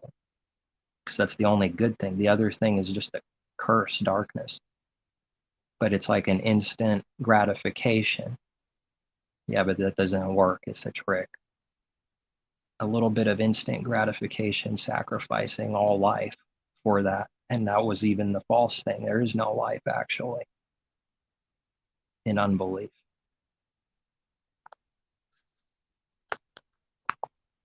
The fool cannot be corrected, but the righteous, how do we read it? Will get wiser for being corrected. We read they love reproof, correction. This thing and what it is, a believer has to love, even if it's a battle, even though it's not true first, and then it gets better, and then even if it's a battle many times, to still come out wanting that.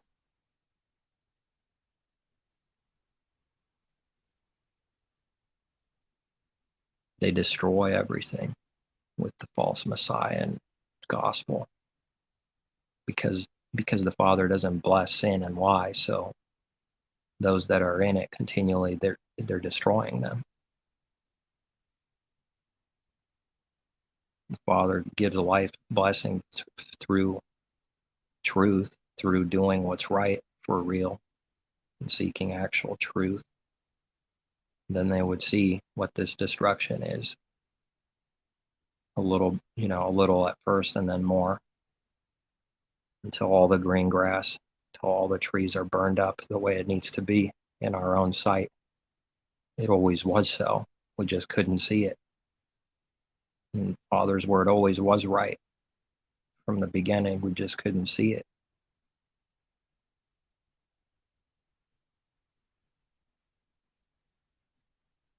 The world's being flooded from sin. We just couldn't see it till we start seeing it a little bit. What it means to be in death, destroyed. The world's getting flooded. So people are already doing whatever we read. We just have to learn it. Some more trouble comes in knocking on the door. That applies now. We have to go through the true way. Repentance, denial of self. Can't knock on Noah's Ark and just want the good thing now when it's getting real fiery and hot for judgment now from sin. People are doing that now. People are praying and they're not getting answered now. That's why we read these things. If it applies, when it applies. Sin, sin, sin, sin, sin, a lot of hatred, not listening to those that are sent to them. And now when it's in serious trouble, praying for the good to come, praying for the good to come. Don't they read that he won't answer their prayers? He won't answer them now through that corrupt way. He won't hear it now. Pretty powerful. Definitely not a God that they love, not an Elohim that they love, the true one. Their golden calf isn't actually righteous and has no power and no care for anyone either. It doesn't care about sin or not sin. It doesn't care about life and death. It doesn't care about other people. The Creator does. He's living.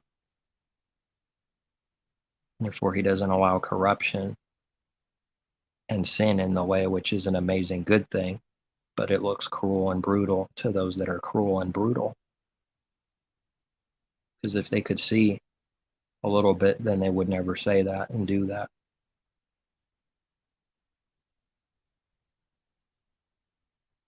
It just sees darkness, so then it judges darkness. Something good is called evil. But the hypocrisy will be shown quickly in their own life instantly. If it's a lie, it was already a hypocrite. It just needs to be seen how.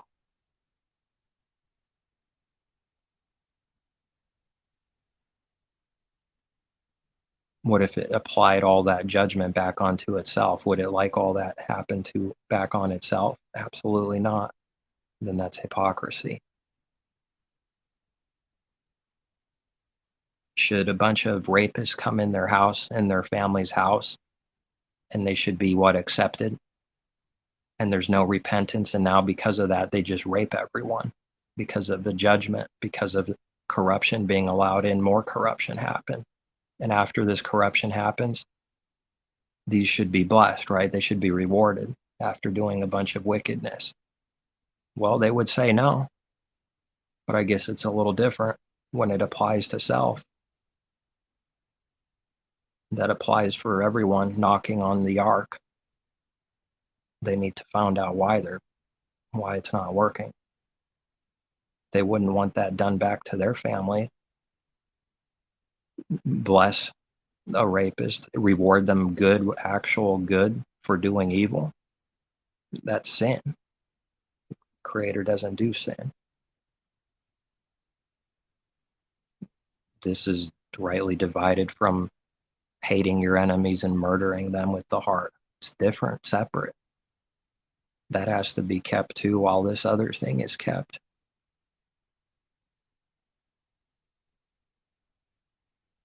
That's how impossible his way is. Like he does the impossible. Who's asking for it? Maybe they're afraid to ask for it, afraid that their prayer might get answered or something. You do hear that in the world too. Careful what you pray for or wish for.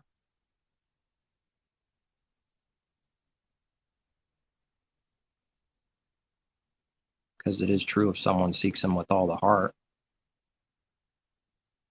they will find him, because that's what we read. But that has to be done in the heart for what it truly means. It's amazing how many aren't doing that while claiming to making an image for it, and it just not being done. It's like man can't do it. He cannot see. Doesn't even see a pathway for that of himself. A little mercy comes first, then he's able to do that a little bit.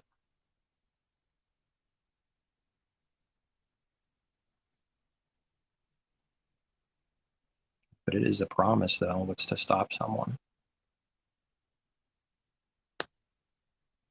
Or will they turn away and walk away sad because they realize that's not what they really want?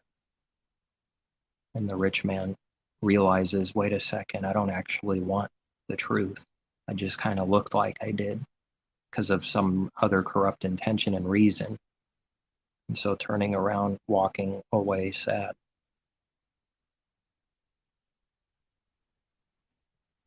What if we're that person? That's the point. How does someone know? Of self. Now, these things really do have to be gotten rid of in the heart. It's real. And the world's not doing it, but it's nothing to them. It means nothing because it's invisible. You really do have to sell everything you have. It's not a joke, although it doesn't happen in one day, but it's true. What does it mean? What does that look like in real life? It has to be found out for everyone.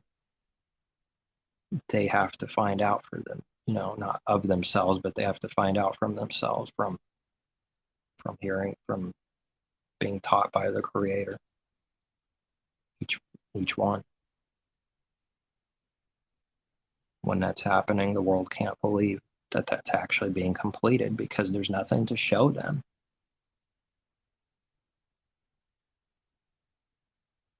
Now, if we go to some extreme, okay, you're in a hole and you got no clothes on. Someone says they expect that from you. That's their definition of, whatever we read there, sell everything you have, be humble. If you were to actually do that now, after that being their secret or open definition, then they would call you a retard standing in a dirt hole naked. They would say you're wicked and retarded. But that was their answer to what being humble is. It's a confused person right there, because they're not seeing in spirit what this is. It's not about flesh. Is Messiah literally commanding someone to sell everything they literally have on day one? That's the understanding for every believer. How does someone even do that when they're just a baby? They can't even comprehend what these words mean at all. Is that not the heaviest yoke and insane burden that the Father would be putting on his people? Day one, get naked into a hole in the ground. This is what that means by getting rid of everything like that on day one. What about day 50? What about day 10,000? Is that still what it means? Is that going to prove something? That if it did, then every bum on the street is righteous and knows the Father and does his will. Every one of them. And yet, no, that's not true, because the flesh profits nothing. It doesn't prove anything. Someone could do this and go extreme, not doing the Father's will, just going nuts to try to prove it's humble, and it actually did all evil. It's in delusion. That's what can happen. So obviously this can't prove anything by itself. Make an image that you're really poor, and so that people see you with your face disfigured from fasting. This is actual sin. This is evil. Desperately wicked if it needs to get people to see an image that you're humble. That's not doing the Father's will. That's not understanding these words Messiah spoke. It's not about that. Yet This has to be learned for real in the heart. Now, whatever someone ends up having is just whatever the Father gives them through the way.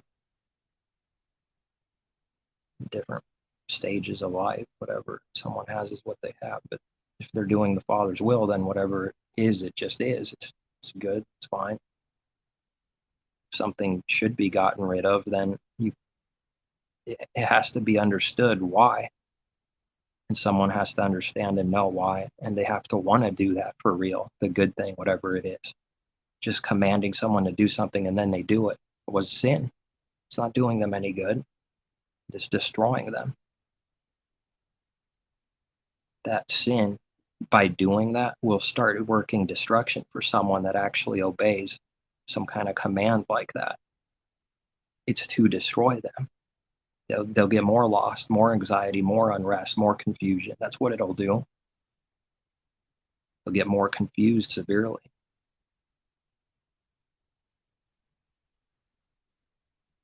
We know that the disciples gave everything up to follow Messiah.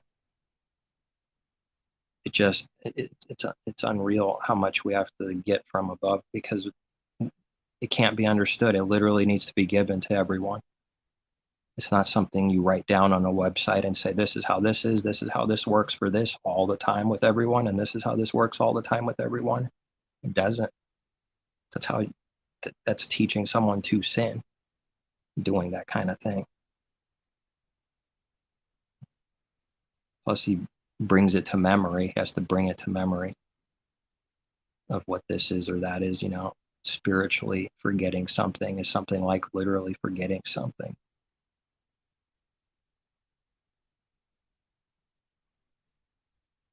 Messiah was there to be followed for real. How else do you follow Messiah when he's right there? You do have to follow him literally and to get rid of everything. But what does it mean now? We have these things all to be set as an example for everyone's admonition. And what Messiah did was fulfilled in his death and resurrection. And so many other things that can be said. Now, what is following the Lamb now? What is walking in the Spirit? Where's Messiah literally to literally follow? So how could dumping everything instantly like that prove that they're following Messiah when he's not even here to literally follow like that in the flesh like that now here? It has to be learned. That's it. It has to be learned. It has to be given from above. Here a little, there a little. What it really means, and where someone ends up is where they end up. If they have less, then they have less. It's just whatever the Father's giving, allowing. It's not like on day one now we do his will and do his perfect will. It's not how it works. It's like doing his will more and more, where there's a bunch of mixing that needs to die. It needs to keep dying and coming out of doing our own will. It's going to be both. We have to find out the difference, what our own will is versus his will. How does someone see whether it's the Father's will for them or if it's their own thing going on?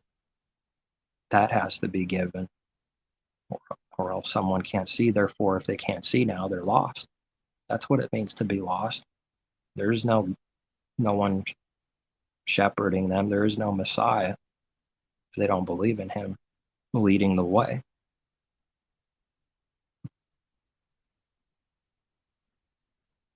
Well, that's what sin will do, though. But if we're doing what's right and someone's they see more, they're lifted up more, they can start seeing where they come from, where they go with some kind of confidence. Not lost, seeing, It just has to get better, though, than whatever it is today.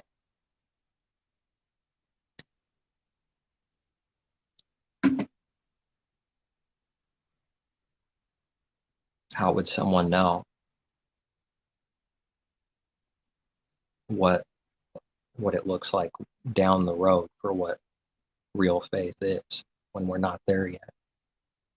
And then when you're there, what about from the future, from that point? How would we know for where we haven't been yet? And when we get to that point, how do you know the things ahead that we haven't been able to see or do yet? It's constantly like that.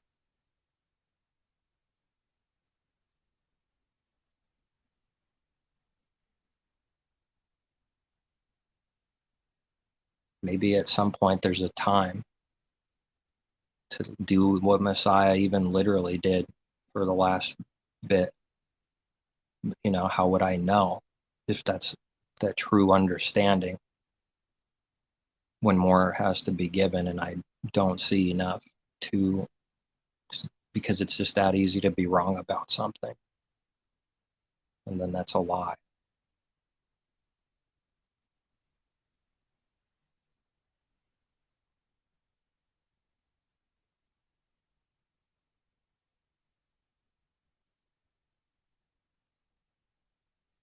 You can't buy faith. You can't construct it. We can't just buy it from the marketplace or conjure it up. That's the power of the Creator and His gift. You can't be created like that or bought and sold like that at all. It literally has to be given and built up. What will it do the more it has? That's always the question. We just find out along the way.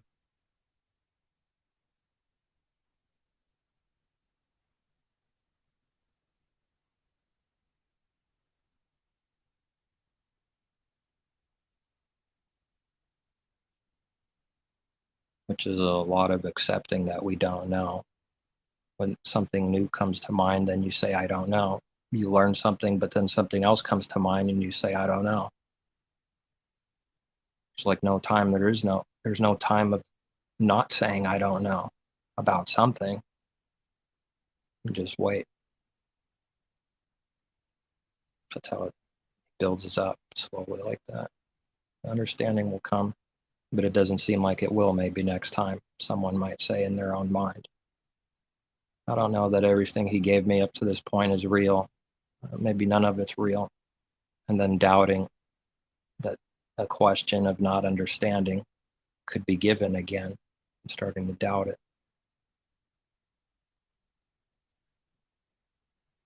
Because of seeing who and what man is, that was prophecy right there. It's already been done for those that believe. They've already thought that, didn't they?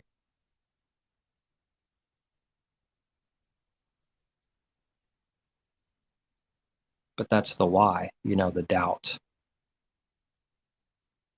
That's why we read not to doubt or be double-minded. But it's a war, tempted to do what the disciples did, is just not believe after the proof.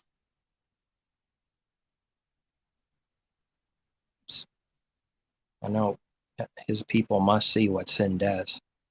Sin will start leading to that kind of stuff.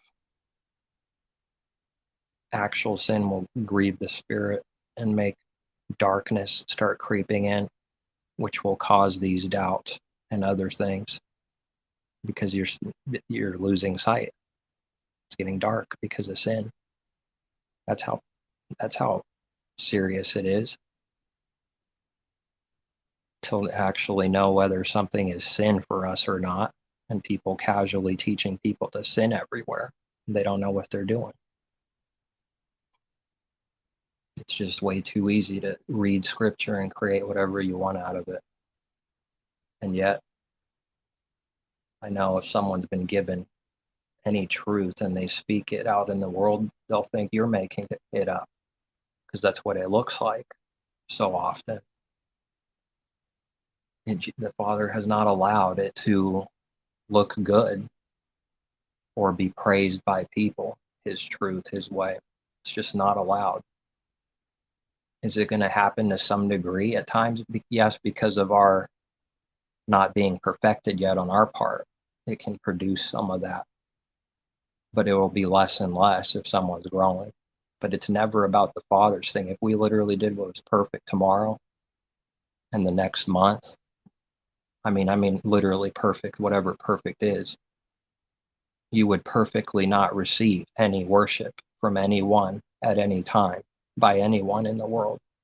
Just there's a rightly dividing between the Father's things and the impossibility of loving it versus we're still needing to be perfected. So if we do something that conforms to the world and not seeing it yet, it will produce this mixed thing, which is what needs to die.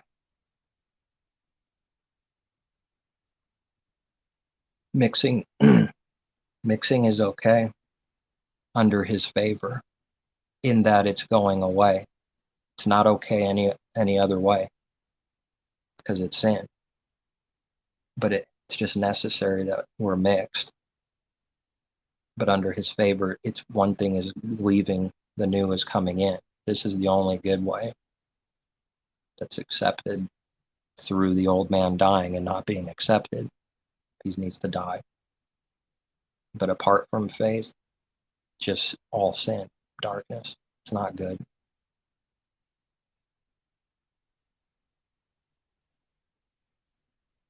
It's pretty sick what the world's done. Hear the right words here and there, or even a lot.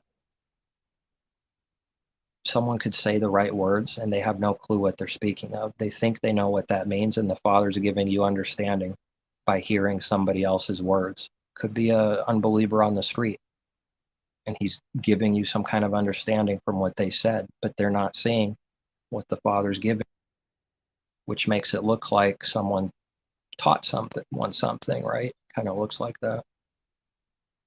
It wasn't the person directly doing that. It all comes from the Father through people. He can do that through even unbelievers. By just doing what's right and listening to them, the Father might give a little more understanding because of it through what some unbeliever said. This happens.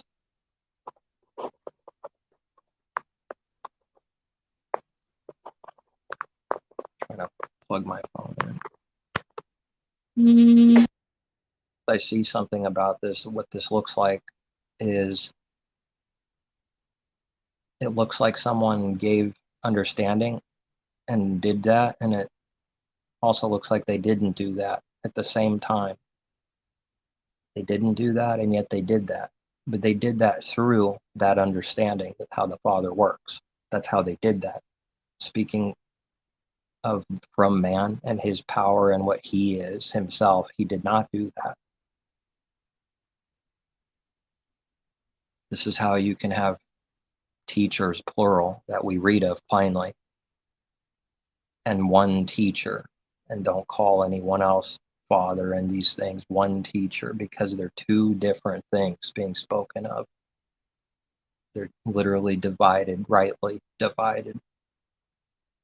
You have one teacher, and yet we read somewhere we're going to read teachers, plural. Which one is it? Plural, many teachers, or one? Both. There's only one teacher, and the Father and Messiah are one that truly teaches.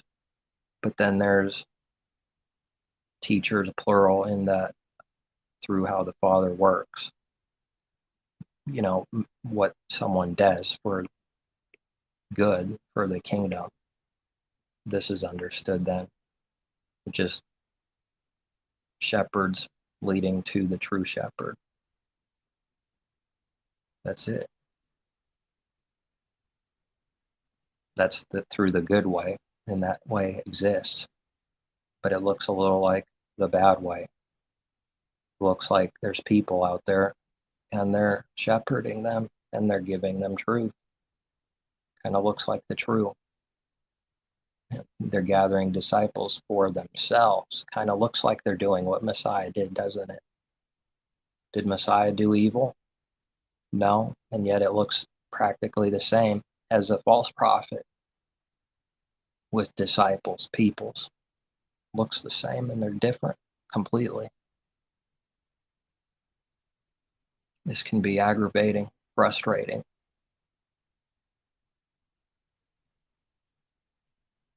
Makes me wonder how the Creator does it. seeing whatever perfectly seeing is. It's insane to see all the evil and know it for what it really is, see all the lies. I don't know how he does it with perfection. What are we seeing in contrast to what he sees? And if it's bad for what we're seeing, what is it like with what he sees, perfectly? It's crazy.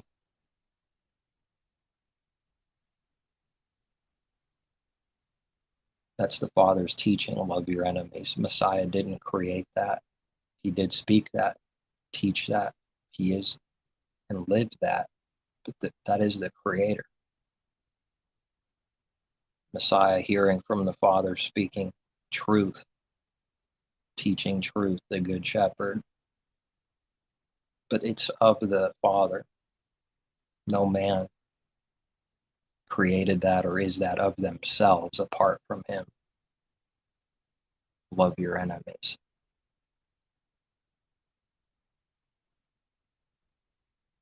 How quickly that could be perverted, like anything, quickly. That means you can do all the sin with them, right next to them. That's loving them. No, it's not. That's not what it means. It doesn't mean not to speak to somebody ever. Doesn't mean that either. Otherwise, we would have to be removed. Doesn't the apostle say that? Doesn't Messiah say this too first? He prays that you're not, he doesn't pray that they're taken out of the world, but in the world and not of it. The apostle says this too. Similar thing. Did I say this? Maybe it sounded like this. That's not what I said. I was speaking of judging inside, not to do the exact same thing on those outside that don't believe. If we had to do the same thing, then you would have to be removed from the world. See, he wasn't understood. It's frustrating. Going crazy explaining self and sort of going back and forth because of the lack of understanding from so many. It's just how it has to be.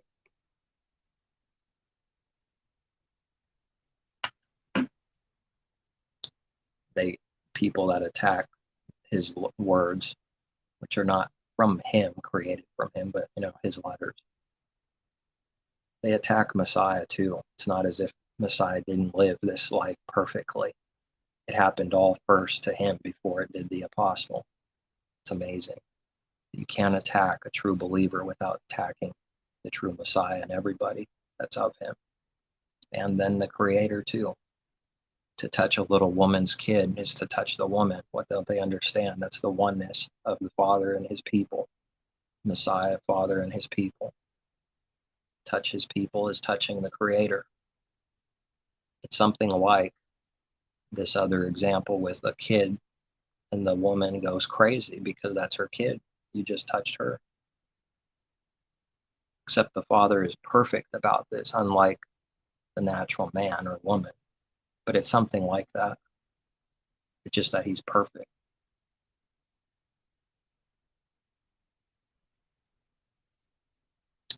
Messiah teaches this, to touch one of these little ones, or if you've done it like this, or if you haven't done it like this, you've done it to me, which is to do that to the Father.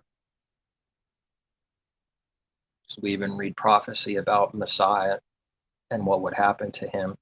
And when we read it, it kind of sounds like the Father's getting pierced, because he is. But he's not getting literally pierced and killed, carnally understood.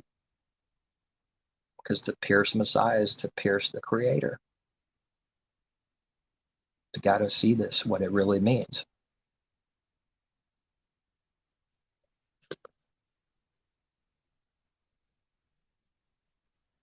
So many times we read the Father's going to do something, but he's doing it through Messiah, and the prophecy speaking of doing it through Messiah. So it kind of sounds like sometimes that Father is, or that Messiah is the Creator, because it kind of sounds like it, because the Father's doing such and such through Messiah, and the Father will come through Messiah.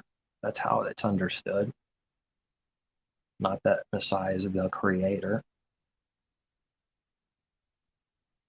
God, the creator. He's the Son of Man, Son of Elohim. Both are true. And Son of Elohim doesn't mean the creator. Otherwise, that would mean a believer today is the creator also, because they're a son. Son of God, Son of Elohim. Many sons. How does that never enter someone's mind? Because it's darkened. Becomes simple when it's given. Can't believe we couldn't see it earlier. It's almost impossible not to see it. How did we not see it? It's simple, pure, whatever truth is. How on earth do we not see it? The answer is blind, because we were blind completely about it.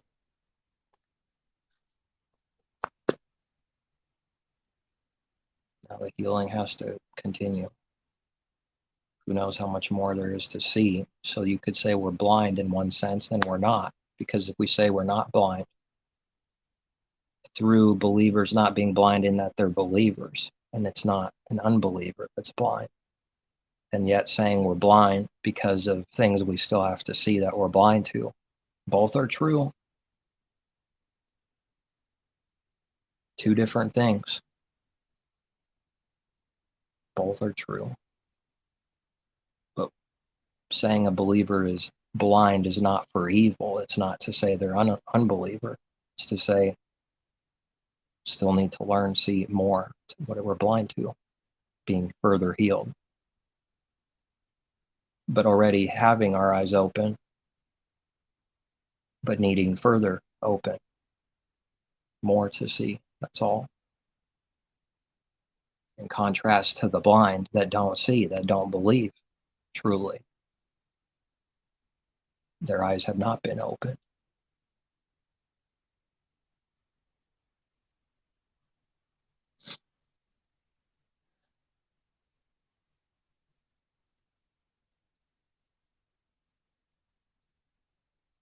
Or what's that scripture?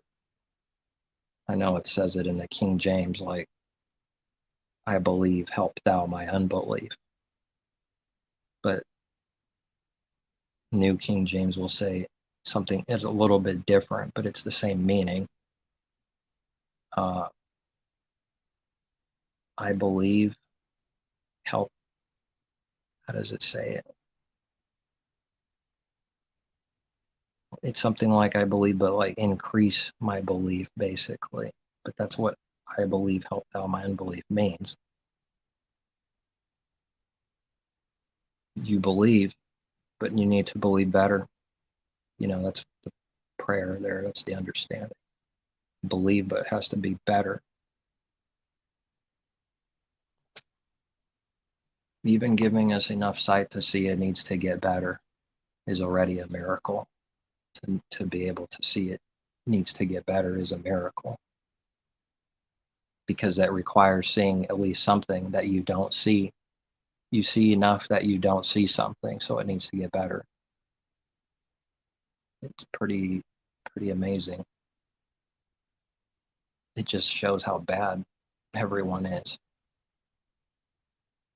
Where enough sight's given to be able to see, we need to see better. What is that? It's pretty bad. We are Adam and Eve, no different. Through an understanding, we're Adam and Eve. You know, not taken carnally by eating literal fruit, and that's the understanding only. But what it's really meaning, that's what we are, no different. Don't know the difference between good and evil. Before the child will learn to choose good, that's a prophecy about Messiah. They can't deny that. That's a prophecy about Messiah. Before the boy will learn to choose good or something, put away the evil. They taught an anti-Messiah all along that never lived the experience a believer will live perfectly. Even if his life was cut short early, he lived it. fully. Messiah lived it. Tempted in every way. Now he can be a mediator and be genuine to all those that are tempted also. Father's real. He gives us real things. It's not good enough for him. It's not good to just have the Father, but then we can't relate to the Creator. There's no reality to relating with him. You need a mediator to relate to the Father that we can relate to through understanding this, because the Father's not tempted by sin. So that's he can't be an example himself in the same way without a mediator, because he doesn't do stupid lies and trickery. He's real.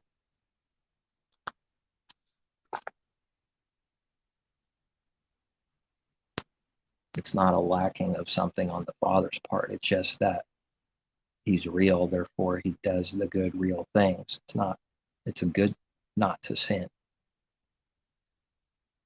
But you can't relate to anti-Messiah God-man, because why did he do this? Oh, because he's God. And it just shut off all truth. It just blocked all truth for what that truly means to someone,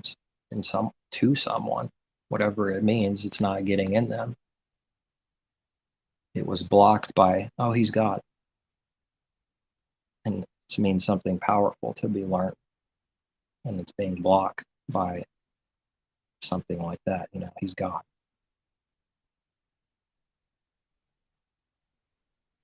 You won't find in Scripture the third part of the Trinity could be tempted, but the first part of the Trinity doesn't get tempted with evil and sin. But the third part, which is fully God, does get tempted by sin. Where is that in Scripture? You would think we'd have a little bit on it, because I'm convinced in my own mind there's nothing in life that's not in his word. So there must be something about this, because it's a problem. It's a question. It's got to be in his word somewhere.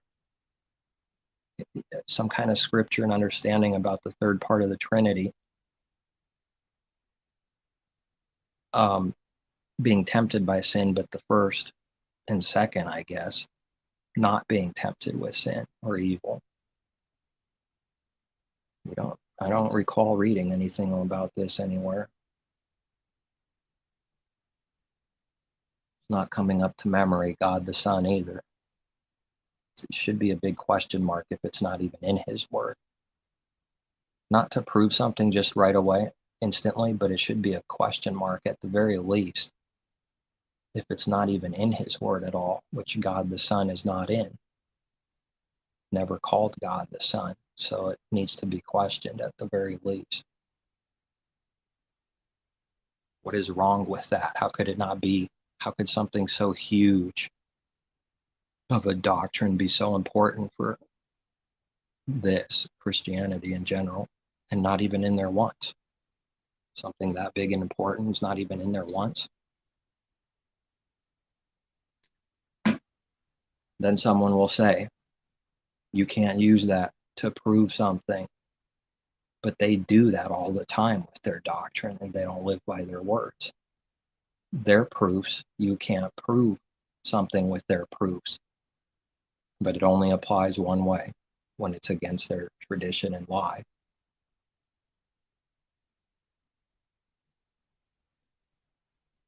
And that's not the point. Say already, that one thing by itself doesn't prove automatically. That's actually an agreement to what they would say. In agreement there with those words. Yeah, you're right. But it's something to bring out, and it's a problem. It's a question. And then we could speak further on it. But yeah, you wouldn't use that to prove something instantly all by itself. It's not even a second witness.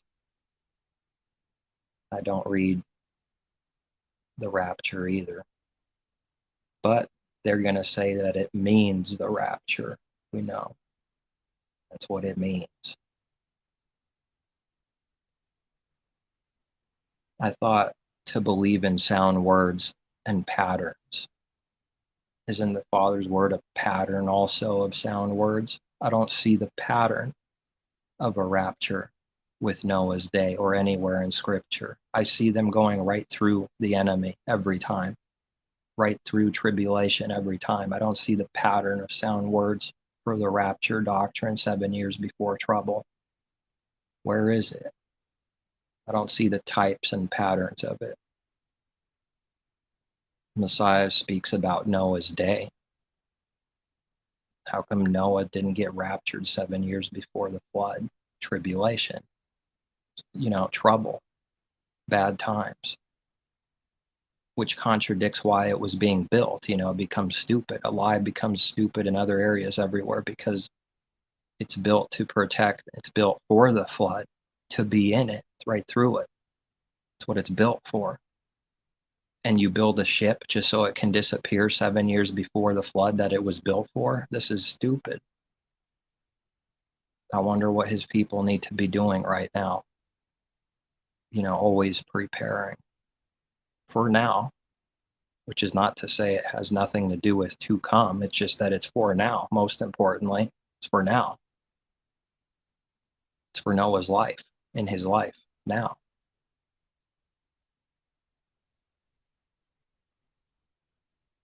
And if we're not, we're getting flooded. Death is judgment, which is also teaching that the whole world is baptized. It's doing that good thing too. It guarantees, not because we read it by itself, but just through the Father giving understanding to something. That's the confidence that the whole world's baptized, cleansed, dead. Everyone will die to sin, die to that old man, which is good. It's just not good for those that don't believe yet in their mind.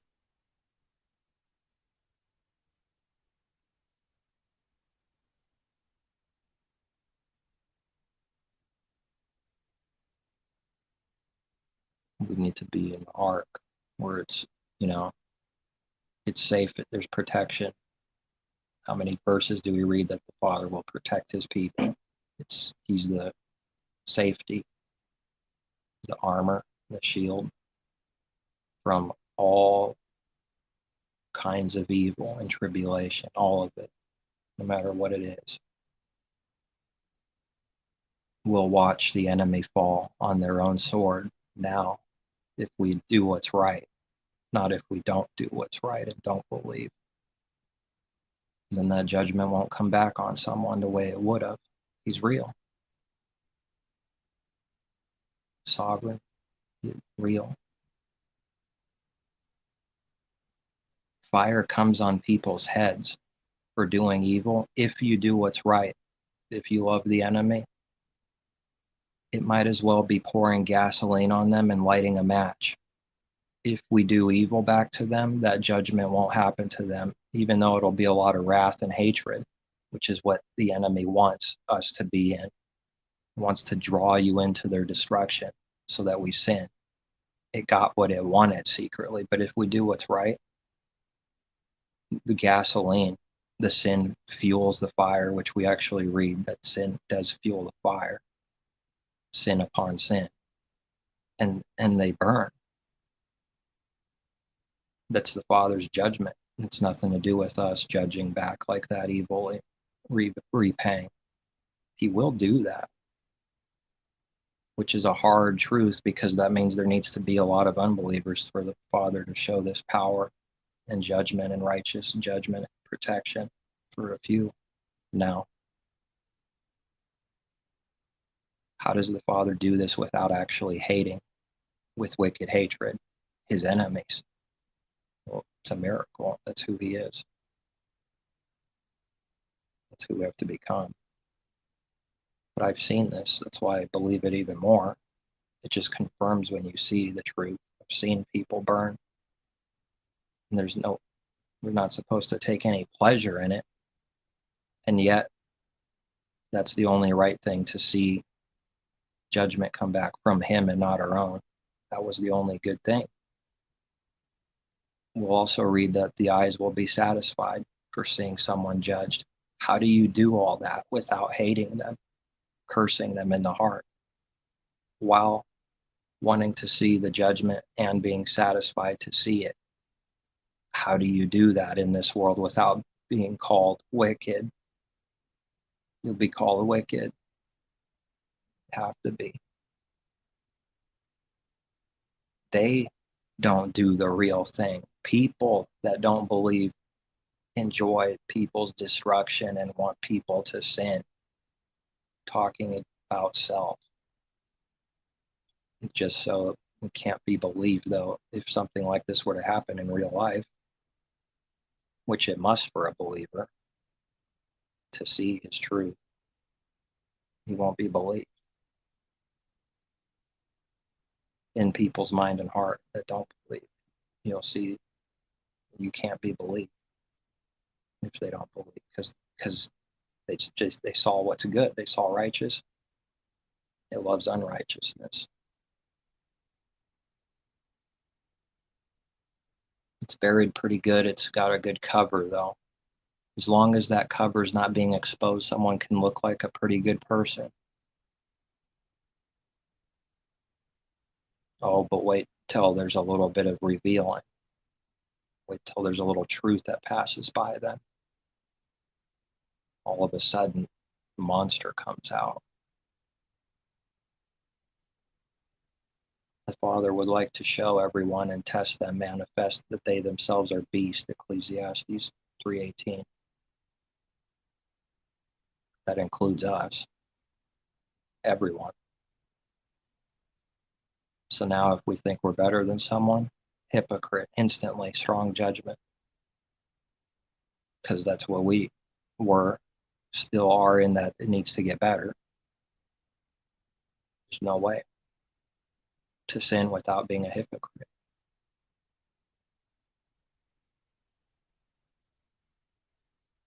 Which brings to life narrow way. You start seeing what narrow way means. It's not just empty words. They mean something, and it's narrow. It's a fine, narrow way, and gate even to enter.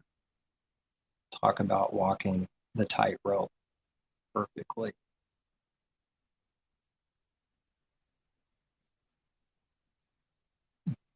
No one should say he can't do it, though. We can't do it. He can do it. That's faith. That's believing in him to actually do these works for real. Once Messiah became perfected, what do we read in Hebrews? He became the one perfected as something of salvation, the captain of the head chief of salvation after being perfected,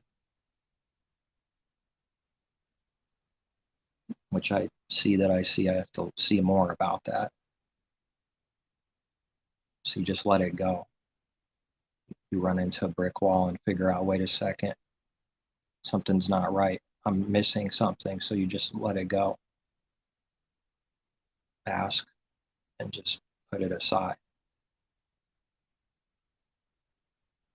It's the only way I know. More came up, which reveals new things we're not seeing, but we thought we saw until something new comes. Now, what does it mean, Messiah getting perfected for real? It only becomes important to someone when it becomes important to them. Try to force it before the time, and it was zero value and just only for hurt. If it's not real in the heart, it's not seeing what it really means yet, anything, then just swallowing somebody's words and commands is no good. Because we never believed something for real until it became real. Now it's good. Now it's real. At some point, I'm sure every believer's, we all end up asking the same questions. That's, throughout someone's life. Must be so. Maybe at different times, not all identical, but the same nevertheless at some point.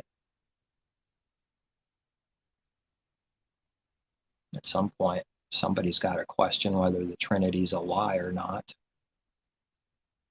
Because how can we be in delusion forever with no coming out of anything?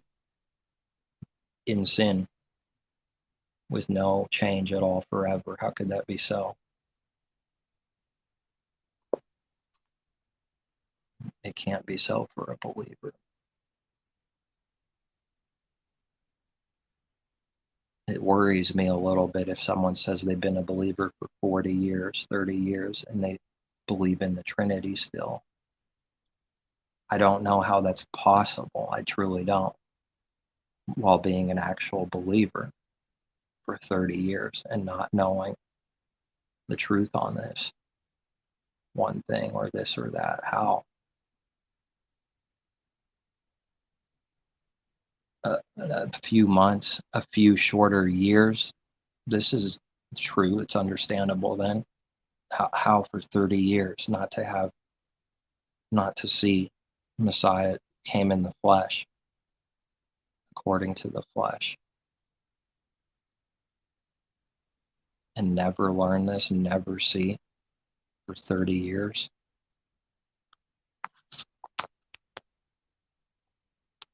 It brings up some question marks to me. Not to put expectations on people, but I just don't see how this could be so, that they truly believe for 30 years. Maybe they will believe soon, hopefully, but how could it be that that was true? And the Father one never shows his people the truth, nothing, for that long. Learning and growing what? Nothing.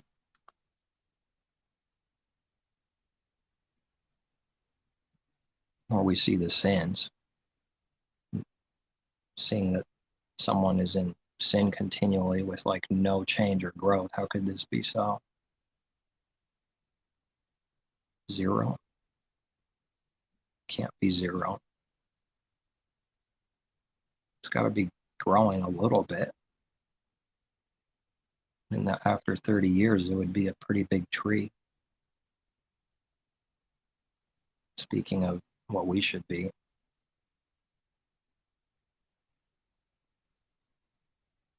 Messiah wasn't confused about who the Father is at age 30, learning and growing for 30 years. Wasn't confused about a Trinity.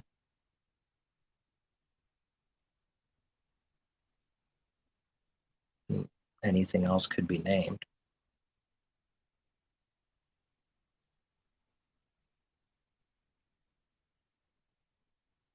Here's prophecy. You're going to betray me, and the rooster will crow. On the third, 3 times, is it? 2? You're going to do that. And he says, no, I'll never do that. Like swearing he won't do that. And he did. That's prophecy. He betrayed, made a mistake. But he said, no. See, that's pride speaking. It'll come when you least expect it, when you can't even think about it, and fulfills Messiah's prophecy. How does someone get that blind? How do you forget something like that? Isn't that teaching that also? How do you forget something so huge? You just said this recently, shortly after. Utter denial. Why? Afraid of being connected to a man that they're going to kill.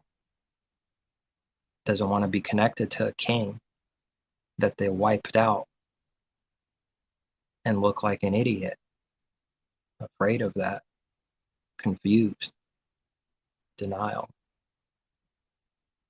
There's a reason why the denial was done, not just for no reason. See, those things you can't see clearly until it's given. But then, repenting, which causes sorrow. Messiah said he would do it. They would do it, though.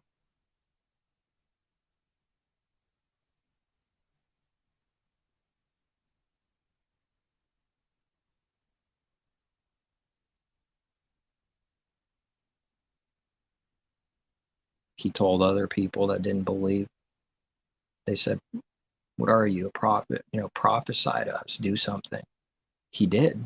He actually answered their question. He says, you will by no means be able to hear or believe whatever he's saying. And then he prophesied again right after that. And it came true right away. They could not believe him and understand him. They didn't even see that he just prophesied so blind. Didn't even see that he answered his question as literal, as clear and perfect as you can with what real prophecy is. You will by no means believe. Does that sound like the Messiah of Christianity? Telling someone you will by no means believe? Well, that doesn't look so good for an image. We better stay quiet about this. What if a believer did that today? He would be counted for wicked, wouldn't he? Oh, you're an evil person. You don't want people to believe. Now give them that scripture. Now give to them after they did that and see if they believe Messiah's words. See if they don't hate him and hate that truth. That at times Messiah did do this and he didn't do evil.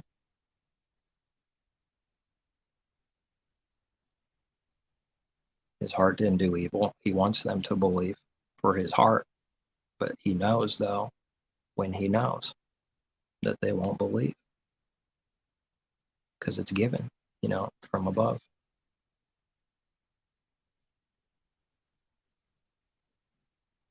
Then if you were to give those verses, then after they attack it, they'll see something about they just attacked Messiah's words, like violently, and they're supposed to be believers. It just got trapped in its own deceit.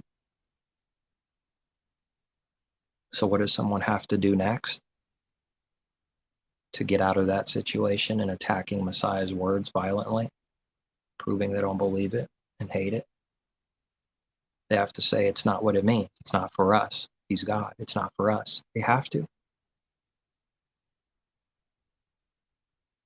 You just see these things in advance now, and it's like it's sore travail. We learn why they do these things, because they have to, because of how sin works and worshiping your own image, how it works. You see a pathway, and it's the only pathway they can take.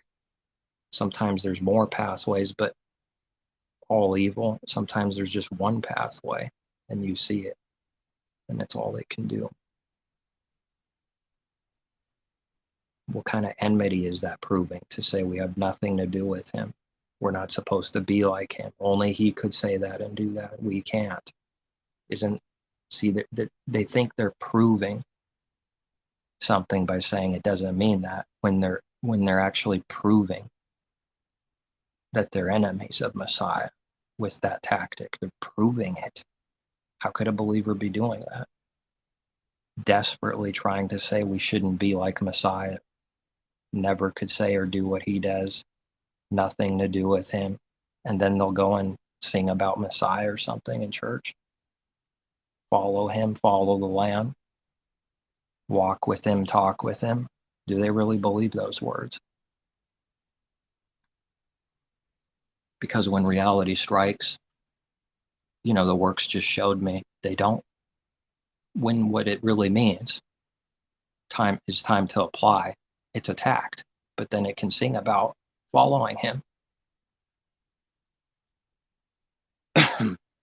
We're doing a sermon on, following him some way, shape, and form. Well, 20 minutes ago, it just attacked the reality of that. He just proved we're supposed to have nothing to do with him. So what's their definition of following him? Never do what he does? That's what their definition of following Messiah is? Never do what he does? It gets pretty confusing.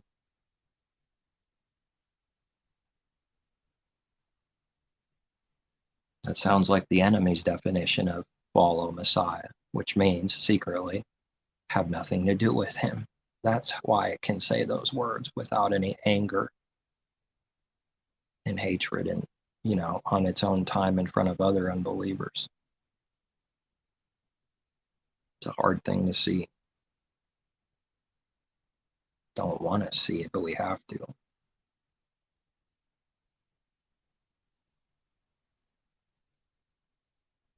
Is it possible for the Father not to want to see any of this, but he has to? Or is that an abomination?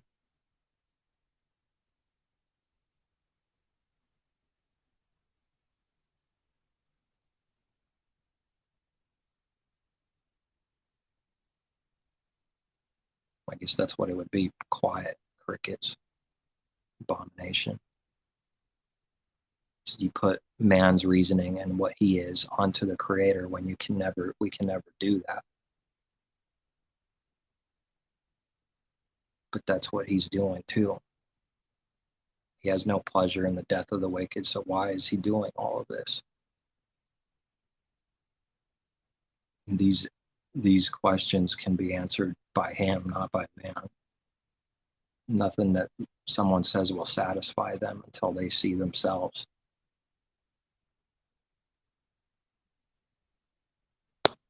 That the Father's not a hypocrite. He already is whatever he's commanding to do.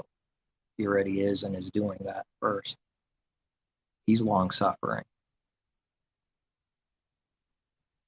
It's one of the fruits of the Spirit, He's not commanding to do something that he's not already for real. He's doing that real thing.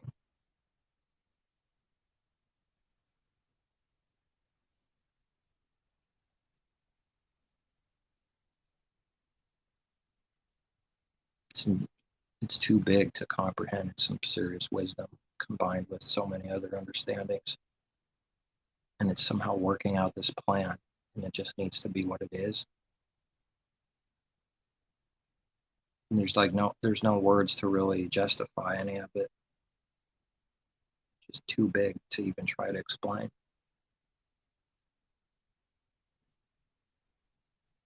And what about all the natural things and how they work? Just like literally how grass grows or something about your body or hands and everything. All these other things working too, while the creation is lining up with his truth, teaching things, uttering speech day and night. That's why we read that. It's speaking day and night. Creation is uttering speech, words, truth. There's a good no rest and there's a bad no rest. They have no rest day and night. Wicked. The smoke of their torment, no rest day and night.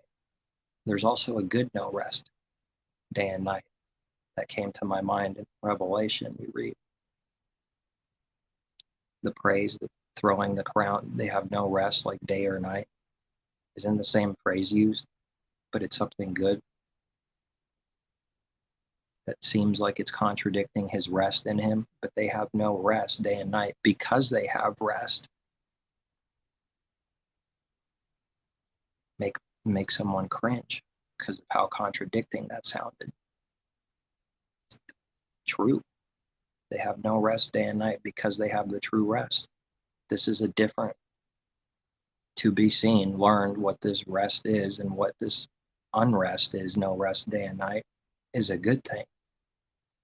In contrast to the evil, no rest day and night because they have no rest for their weary soul, their life. Why can't there be a good thing of no rest day and night? Isn't that how Messiah got them very angry about healing someone on the Sabbath? What did he say after he said something? And then he says, my Father has been working and I've been working. Ooh, don't tell that to carnal people about Sabbath rest. His Father's been working and I've been working, the opposite of rest, on the Sabbath. They wanted to kill him because they didn't understand what good is and what it means to be lawful to do good. It's always lawful to do good. There's no law against good. No laws against good. It's a big difference with evil. There's laws against evil. There's no laws against good. This is freedom. There's no restraint. You could do all the good you want. You could look evil doing good because you're doing something that would look evil normally, because there's no restraint like there normally would be with laws for doing evil. Now you look like you're lawless by doing good because there's no restraint that the evil has with laws. And you're not doing evil because there's no law against it good. No wonder the apostles' letters are not understood and attacked so often.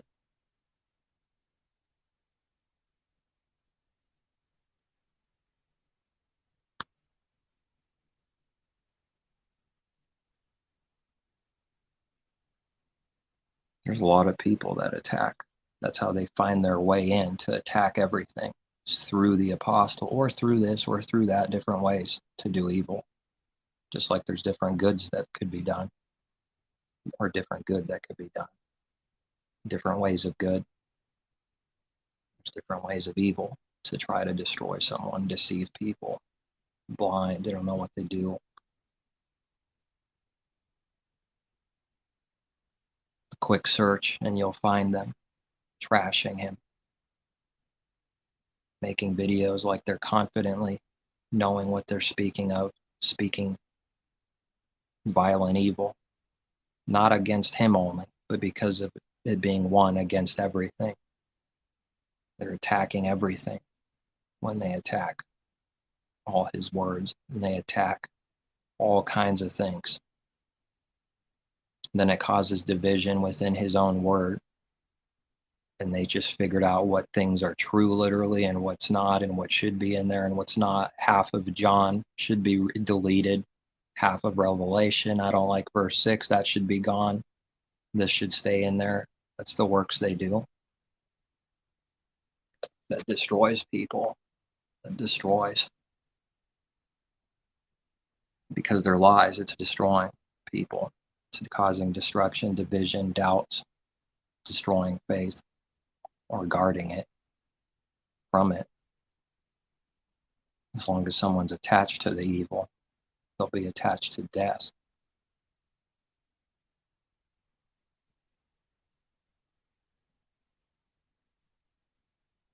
What are you going to do? You can't prove to them anything. The Father has to show us his power. That means if you go and try to speak some true words and give scripture, watch what happens. Watch them resist it bitterly and ignore it or attack it consistently. Because the words were true, it's going against their lie. Now they have to ignore it or attack it.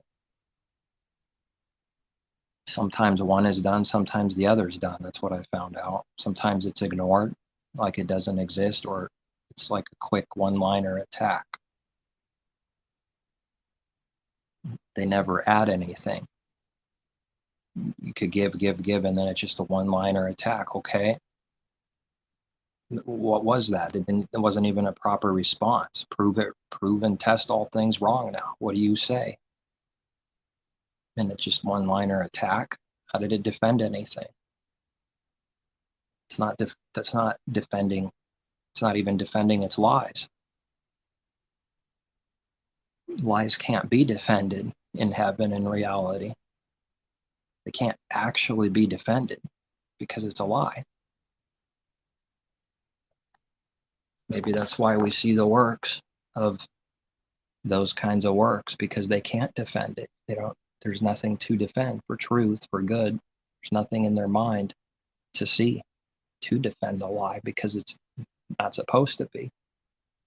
It's a punishment.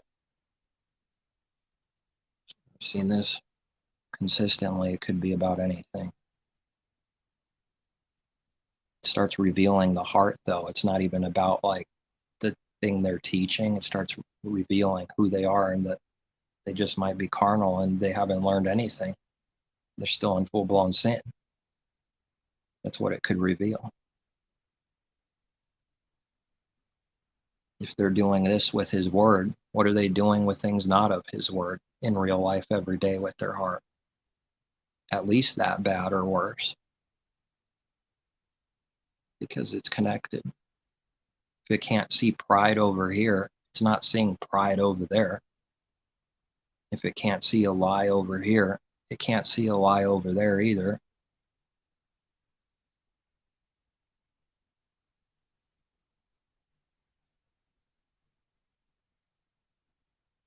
If you don't understand one parable, how will you understand them all? Messiah's question, because they're one. He's saying that out of teaching the impossibility of understanding them all. If one is not understood at all, how will he understand them all? It's not even possible.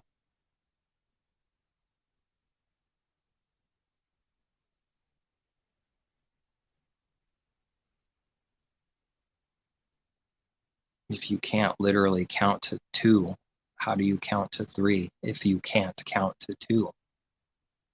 You can't, which is an extremely simple example, but someone would have to pretend that they can't count to two for that to be real. How do you count to three when it requires knowing 1, 2 to properly say 1, 2, 3?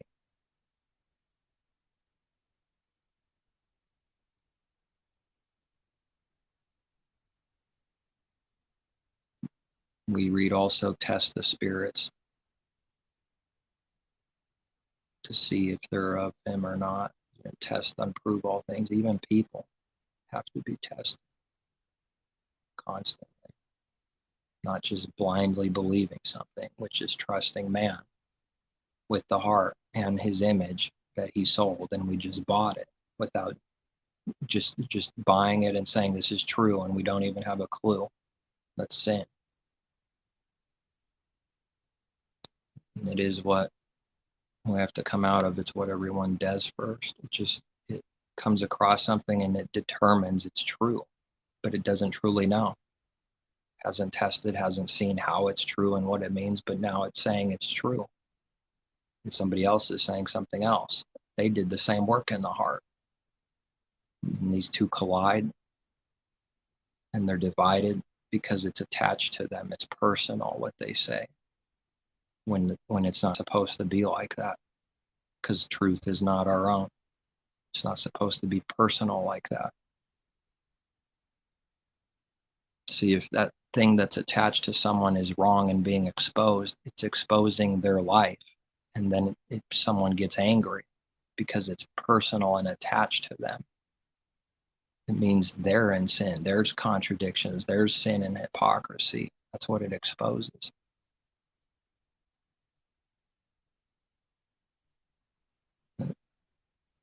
Messiah's truth wasn't his own. It was given. It's his in that way, but it's not from himself. My truth is not my own, he said. It's from the Father.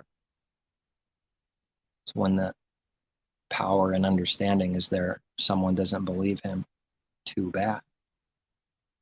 It's with authority that it's that they don't understand, and he told them, but they can't believe that. But he's not going to take it personal now and go on a revenge. It's just shake the dust off your feet and go away, testify against them. The truth spoke to you and you didn't listen. You just denied it, which is going to sound prideful to his enemies. Who is the Messiah that we could believe in him? It is he who you're speaking to.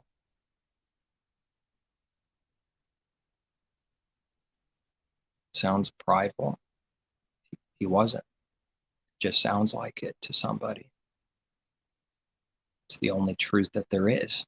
What's he going to say? That he doesn't have truth when he does, when he's not of the Father when he is? Then he would be lying like they do. That's what he said. If I said I had this or that or had a demon, I would be lying like you, he said. But I don't lie. I don't seek my own glory, he said. You seek your own glory.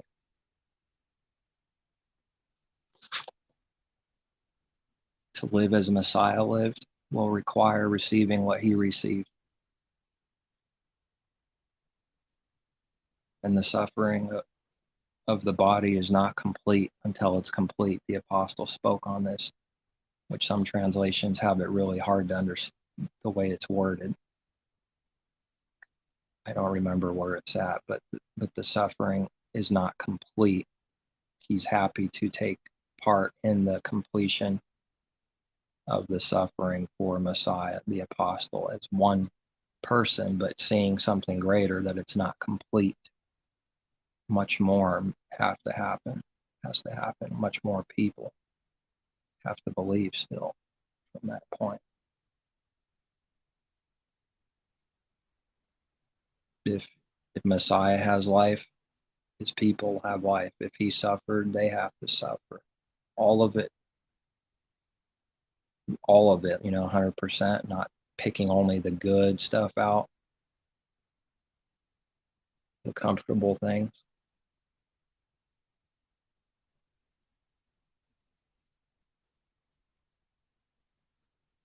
In a world of unbelief, it's insane to do the Father's will. It's insane to give up your life for whatever his will is. It's insane to the world. You'd have to have some kind of belief of things to come, because you're giving it up. Who would do that?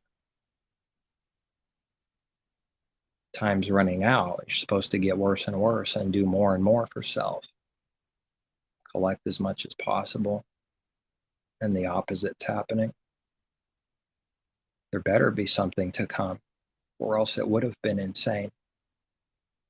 But we also have that teaching too, because somebody might think about it. It's there. If there was nothing to come, then we'd be most pitiable or miserable of all people. Even if it was all, not if, all the good, it would just turn into nothing.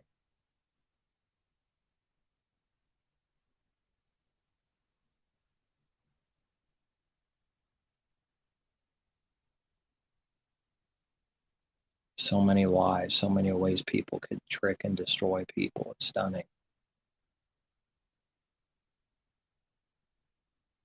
One way is saying the resurrection already happened. That's one way. A pretty big lie. We think the bigger the lie and the more destruction it causes, the more insane the false prophet is, the more destroyed they are. It's why they're doing what they're doing. It's a circle of death. It's kind of strange, but it's just all I see. It's a circle. They're doing it because they're destroyed, but they're destroyed because they're doing it, and they're getting more destroyed because of how bad the sin is and how many are deceived. Therefore, they do more of it. And it's like a circle of death, eating itself and destroying it, eating its own tail to desperately save its soul. It's contradicting. To die. To save your soul is to die. He who is saving his soul, his life shall be destroying it. Spiritual destruction. It's the snake eating its own tail to live. The Father doesn't accept that. It has to be stupid. It's actually destroying itself by saving itself. There's that way, or there's destroying our soul, laying it down to have life. Those are the two ways.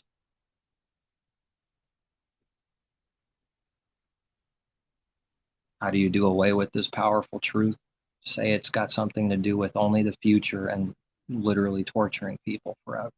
That's how you do away with all the truth and the powerful meanings that need to be learned and taking place for a believer. Just destroy it all. Because if someone believes that's what it means, how will they believe the truth when that's in the way? What importance is there that they might be a branch withering and drying up when that parable means you're going to be tortured in the future and has nothing to do with what it means truly today? How would someone know that they are fulfilling that parable and dying, since they don't know what it means? Because this other thing is in the way. It needs to get purged out within. False doctrine, wicked malice.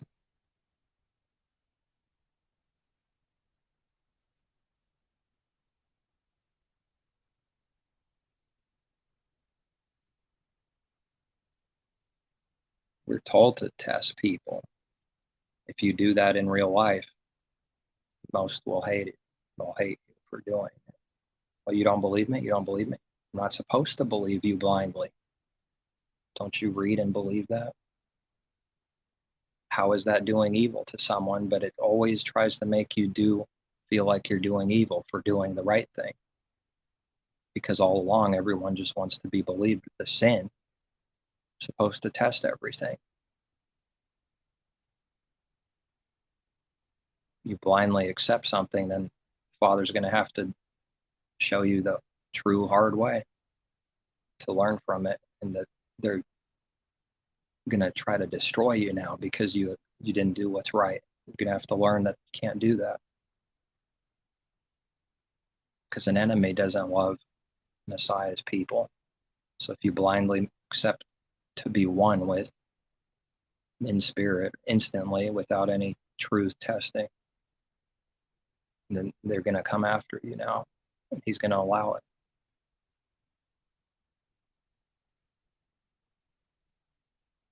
Then you see something and now it's focusing on doing whatever's right. Then he'll protect his people for doing what's right.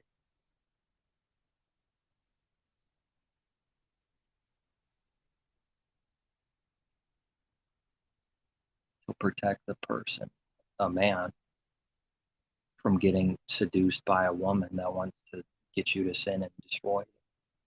We read that. They'll be saved, protected.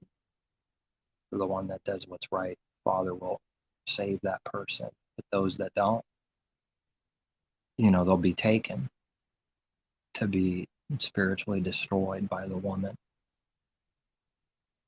They won't have any power or understanding to stop it, the judgment.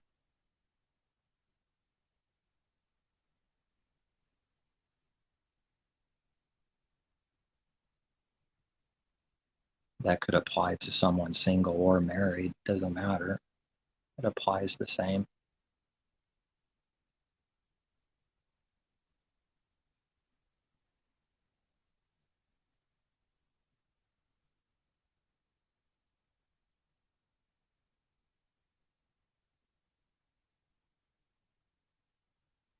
The world is evil, and there is crazy things happening, crazy things will happen, but I think a lot of it is pumped up. That's like artificial in the moment. It's not to never say that something bad happens or will happen. It just, I think a lot of it is artificial through fear, which is like the works I see. They want you to be in fear. I can see it. They'll never acknowledge that. I know they won't, but their works prove it. They want you to fear and cower, buckle your knees to those that are above people in this world, so that they can continue to control and rule and put in slavery, in sin and death and all kinds of slavery, by creating this panic, taking advantage of man's utter weakness without the creator. Anxiety, darkness, death, too easy to do. Propaganda. Make it seem like the world's going to end in 5 seconds. See, it's the intention of the heart, though, that I'm speaking of.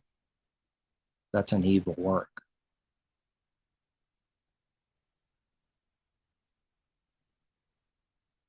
It's not to deny a bunch of crazy things happening and that have happened. It's just there's this evil being done. Bad news and death everywhere constantly. And people that are dead, that's all they know. They can't see how bad it is, truly. When death is all someone knows, it's like it's always been taking it, not seeing it, and the death that it causes helps cause panic.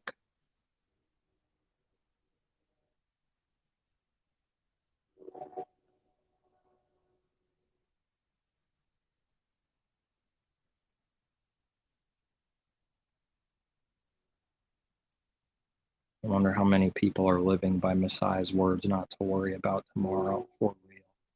Because it's easy to say those words. Living it, that's not easy.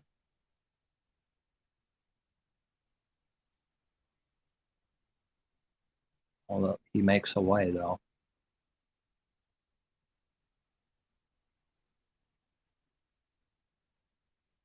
I don't read, give us this monthly bread, give us this 5-year bread, just daily. That's it. Spiritual food to stay alive, and a little bit of bread to stay alive, literally. Things that someone needs, both the heavenly, the natural. Give us this day our daily bread. Messiah is not speaking of just literal bread. That's not the understanding. Speaking of the heavenly bread, give us food. But also, I mean, it just to say, yes, the things we need, the lower thing, bread too. But it's, someone says that's what it means, that's a lie. It's not meaning give us only literal bread and that's it. That's not the heavenly meaning. But yeah, we know through other simple scriptures that that's what he'll do too.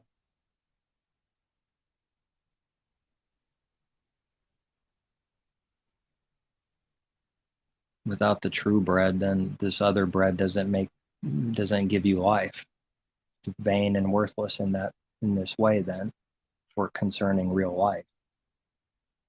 It just keeps you alive, literally, but not the true life. Then it's vain in that way.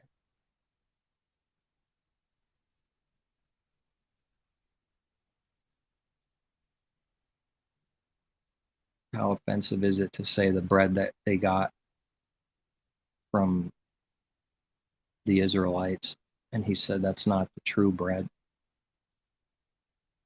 Sounds like he's going against the Father's word,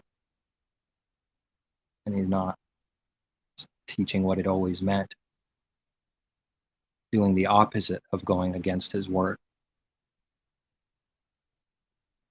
And they ate of it, and they died. Who can hear the words? Doesn't it sound like that if you eat this true bread, you won't die, like he said plainly? You won't die then? They ate that bread and they died. It didn't give them the true life. Now he's speaking about real things, not natural right there, but the bread that comes from above heaven, the true bread, of which that pointed to. Someone eats that, they'll never die if they eat that. They'll be alive. Even though they die, they live. Even though they die to the old man and are dying naturally, they live. Because there is a dying to the old man. Even though you die, you live. Something like dying naturally and still being alive, because everyone's dying, but they're alive right now, but they're dying at the same time. But so also with the true, even though they die, they live. Man doesn't want to die to who and what he is. He doesn't see a way to replace that with. There's nothing there yet. So it's afraid to go that direction. It's got to be an unrest in and of the world, loving its soul, not wanting to die to the old man. But that way is death. It's just a trick. By thinking you're staying alive, you're actually doing the true death. By dying is the true life.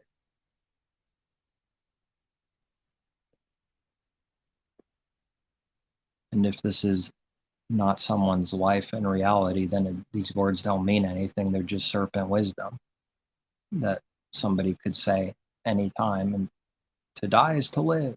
And it means nothing in their heart because they don't have life. It can only be understood and mean something for those that have life, that believe. So often there's a masquerade just because of how many right words are said in the world constantly.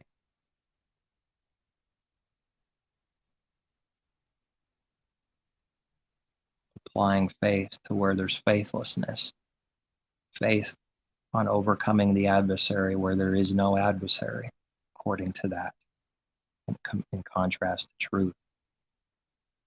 Making millions of dollars, sacrificing your family for your own self-gain hardcore is not defeating adversaries. It's just the worldly serpent wisdom defeating adversaries. It's not anything to do with the truth. They'll take these words, even from scripture, and apply it to the abomination and mix it, and even use the word faith where it requires no faith. Someone that's making millions of dollars doesn't have or need any faith. It's faithless.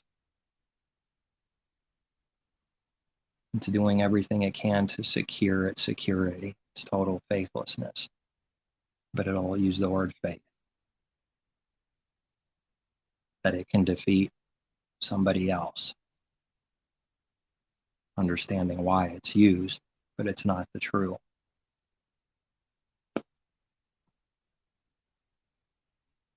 Faith is when in your own mind and heart, in reality, you don't know. And it looks a little scary. And you still believe. That's what faith is. There is no condition in and of the world while people are worshiping you thousands and making millions of dollars that this ever happens in real life to someone. It requires no faith. It has no faith. When real tests come, at times with different people everywhere, they fail. That's the truth, but then it stays quiet and hush hush, and that's never talked about.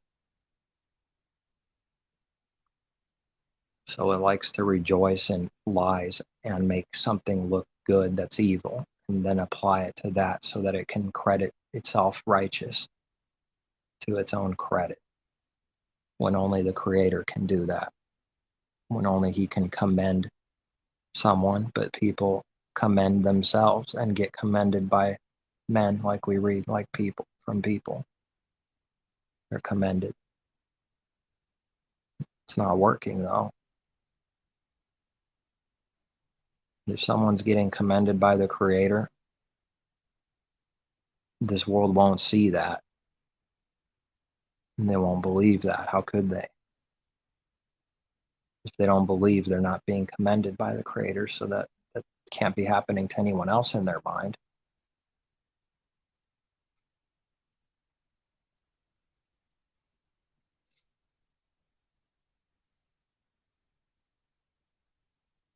It's crazy what goes on in someone's mind when it's a delusion. It's pretty frightening.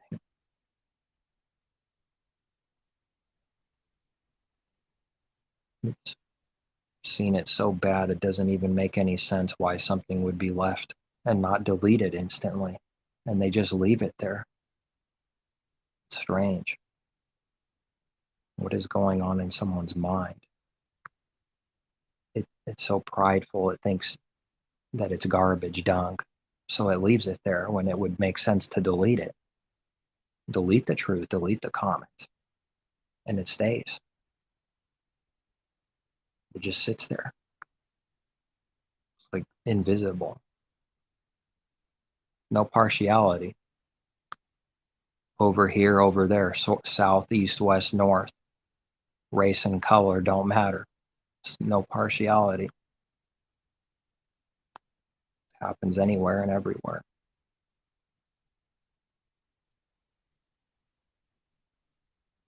What is that? Some kind of power from the Father above. Some kind of authority from above. Not from us, not from man.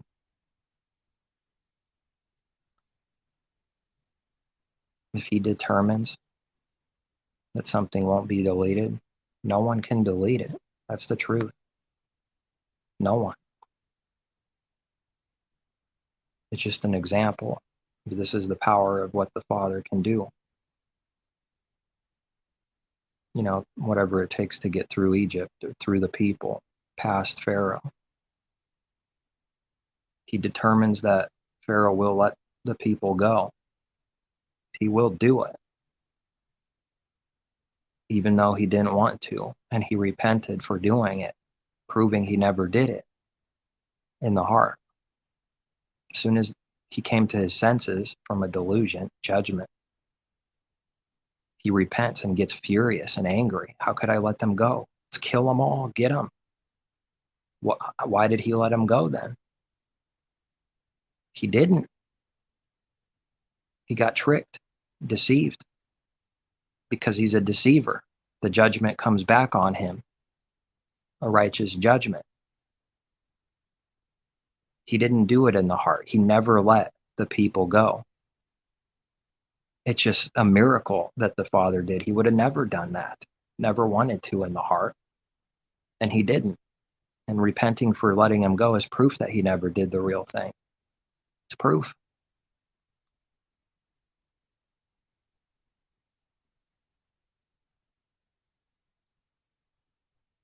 Something crazy must have happened in the mind in that moment to let them go. Well, I mean, all the plagues weren't helping. It started getting so severe. But it should have got severe a long time ago. And he just still won't let him go, still won't let him go. Stubborn rock. It's getting wasted by the Father's judgments and won't let him go still, while it believes it's God and good. This is where the disease is. Pharaoh literally thinks he's wise and good while this is happening. He really does believe that in his mind. He's a king. Nobody can destroy me. I'm not dying. I'm not in delusion. While they're dying and in delusion, it's saying that. To me, that's where the sin just is so great. Is to say that you're the good thing and the perfect thing when the perfect opposite is happening inside.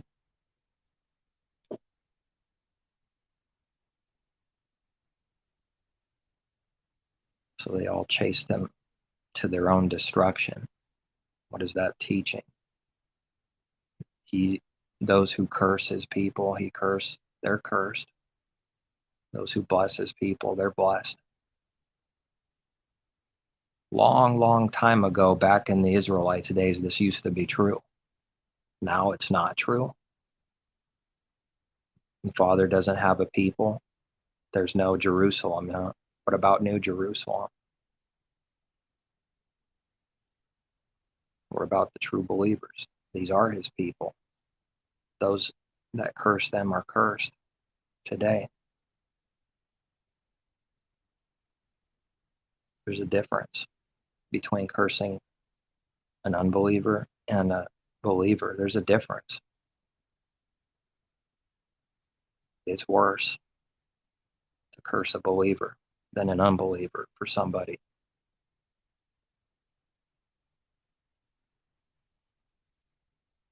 How many scriptures could we put together to show that?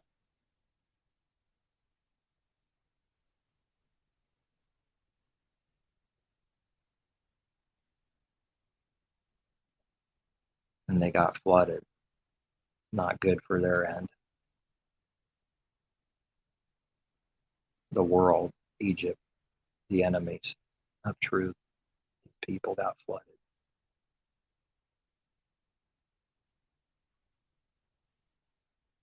He could do that at any time, even if they're real close to killing you, even if it looks like it's close. Boom, flood, because of a strong delusion and blinding as part of the judgment. It can't see clearly at all. It's going through and chasing them with no regard whether those waters are going to come down on them or not. It cannot even think about it. Zero. That's the frightening thing in sin, to fear the Creator, because it's in blind delusion when it's sinning real bad. Everyone, applies to all. You cannot see.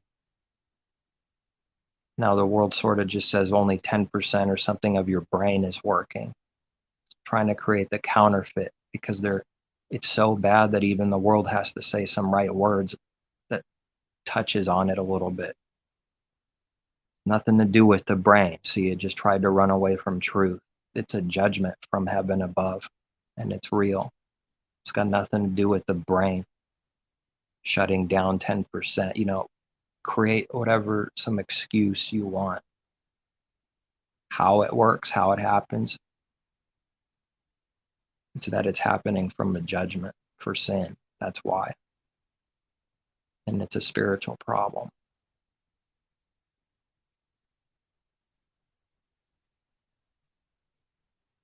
Why? It's consistent, isn't it? So then they can make it look like that truth is consistent. It must be your brain not working or something because it's consistent. Or the Father's judgment is that perfect and consistent and always has been, but that's not considered, I guess. And that's why it looks like this is true all the time. The alternative meaning and definition of something that the world gives. They'll never mention sin, are they? When they say that, does it mention sin and wickedness in the heart and the Father's judgment? Or does it just say your brain just doesn't work as good for whatever reason when you're angry? I never seem to hear anything about sin and the Creator and truth, judgment.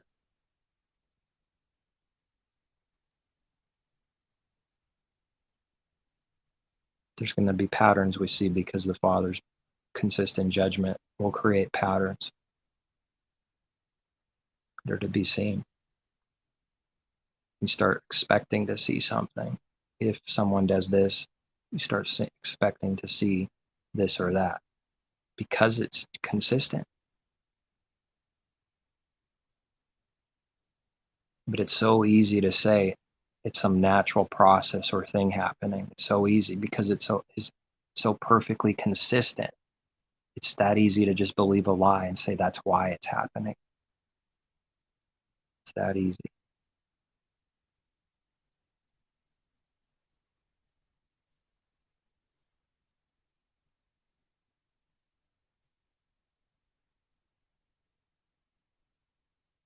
Those that shed blood, they'll be chased to shed your blood. It's what we read in Genesis. I've seen this judgment. Do something wrong, mess up, screw up, all of a sudden you see the same thing come back on you. Someone's doing it to you out of the blue for seemingly no reason. Where'd that come from? Now they're attacking you, trying to aggravate you.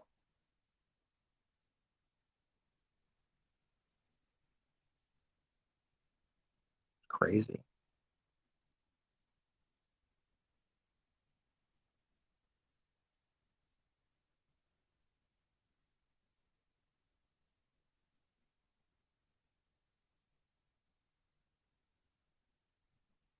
I think that's it. It's getting harder and harder to see how people can't believe in the true Messiah and the simple truth concerning coming in the flesh, according to the flesh. It's getting harder to comprehend and see how that can be so, this crooked thing.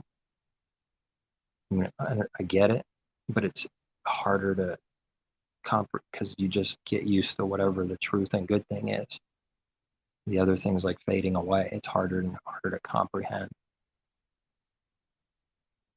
which makes me wonder what it's like for the Creator. I mean, he literally has a perfect hatred for evil, and it must not make any sense at all.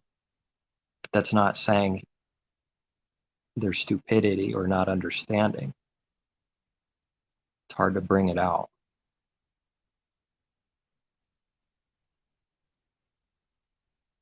Eventually changes us so much where it doesn't even cross your mind. Certain things where people will accuse you, and it literally didn't even cross your mind. the thought didn't even enter your mind what they accused. You know, sometimes you could think of something and know of it, look at it, and then, okay, I'm not going to do this. And you didn't do the sin, but you were aware of the thought. But I'm talking about not even the thought crossing the mind, not even thinking about the possibility of it. And someone accuses you of doing something, and it literally never crossed the mind, not even the thought during that time, you know, during that moment. That's some bad discernment. What's the proof? Here's the proof. I didn't do it. Yeah, right. That's not going to work with the enemy. Everybody does that. Why? Because they can't be caught.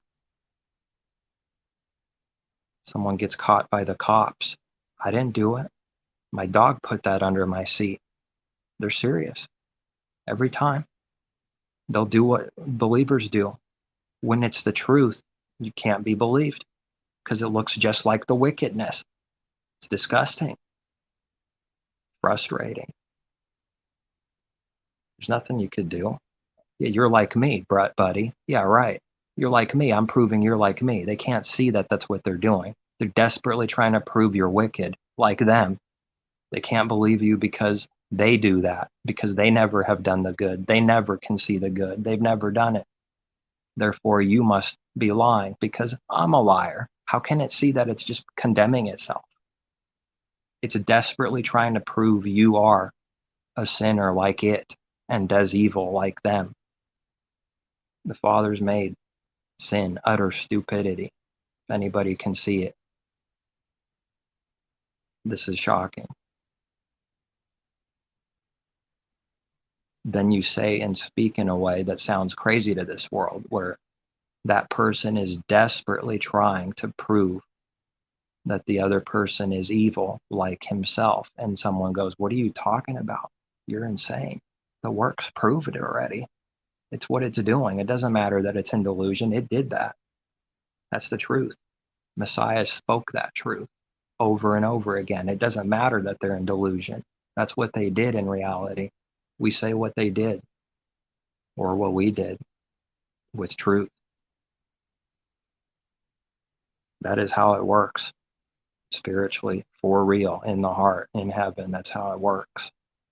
Not speaking of the delusion, images and fake things, justifications. The authority comes from above. But they'll all say they didn't do it, you know, and create some crazy. Someone can go, how is it that they're doing that? Even a blind person goes, how? Where even they can see something crazy because it's blind. That's how. They're not doing that on purpose, in that it's just that bad all the time. It's because they're actually blind, and it literally is that bad. But they'll try to make it look like they're wise, and that's why they did it. Once someone sees some of their folly, then they have to create another image that tries to prove to you that they did that on purpose and that it's wisdom, to try to cover that shame and stupidity that was brought to light a little bit. That it was so bad they couldn't see it. Now it's so bad they could see some of it a little later, a little bit of how bad it is. Then you have to create another lie to cover that lie. How often is this done? People don't see when it's done. It's taking foolishness and trying to make itself wise with foolishness. That's its tactic, mankind. The wisdom of this world is foolishness. That's its foolishness. That's how it looks smart and wise. It takes its sin and confusion that it's literally in and creates a package that makes that sin and confusion through complication look wise, and sells it when there's no actual wisdom. They created a sorcery and a complication, and it makes them look wise to people, and it's just a cover. It's a coward working sorcery and magician trickery, and then selling that they're somebody, a believer, this or that they care about you, whatever, just trying to sell a product. It's amazing, stunning.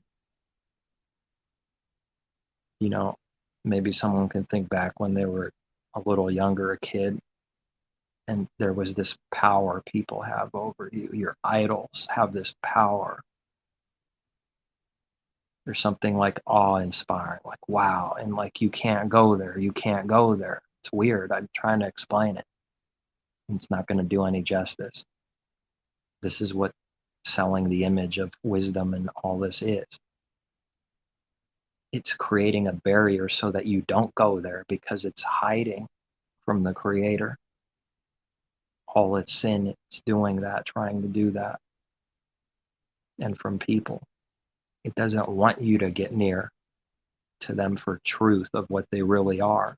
So it always wishes this in the mind. It always hopes nobody sees them.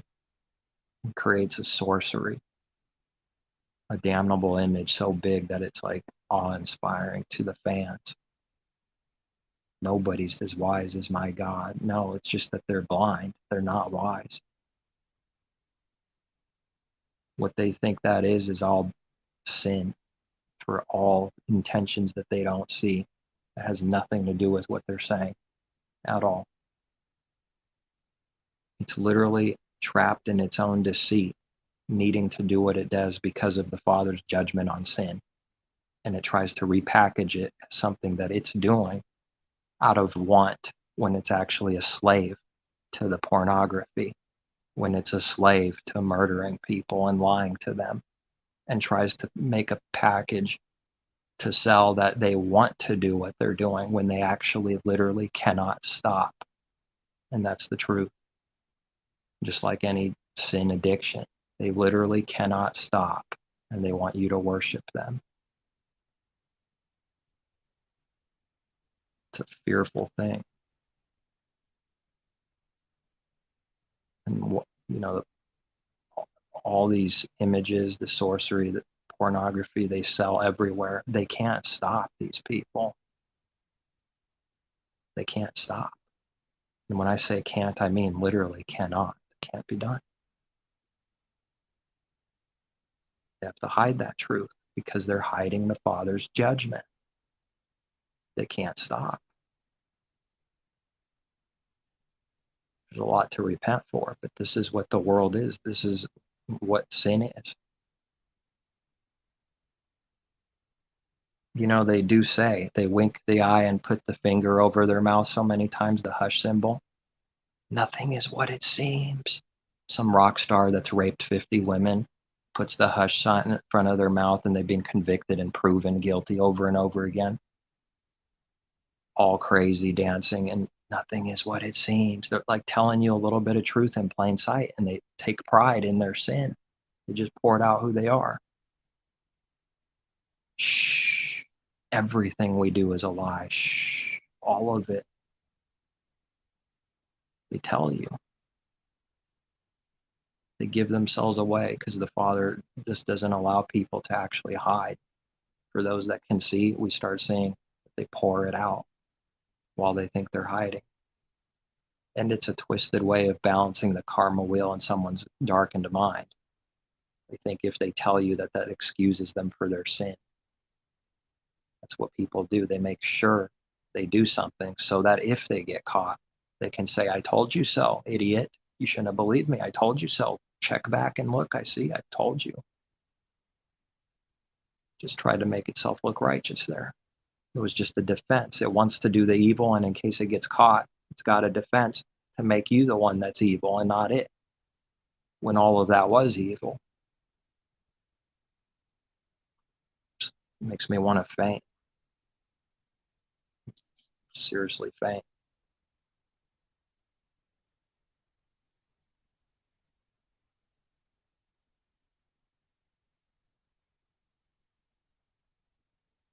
So deep and dark. Yes, the creation does need light, a light in the world. Messiah is the light in the world. His people also now.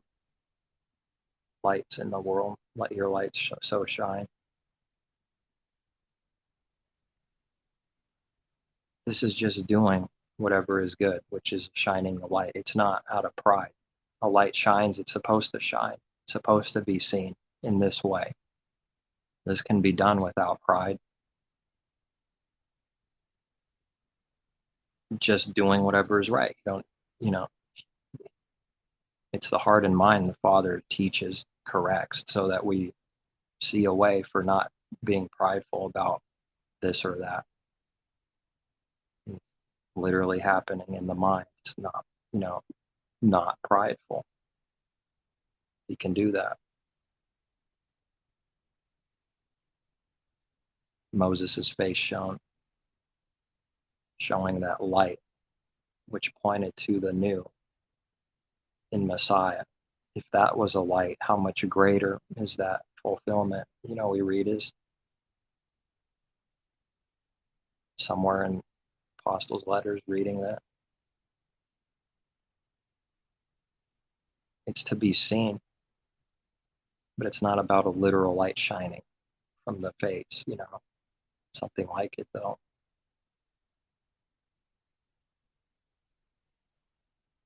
It's not in vain that his word is a lamp, or his law is a lamp. The Father is light, a lamp to someone's feet. A lamp shines light so you could see how to walk. So there's something real about it.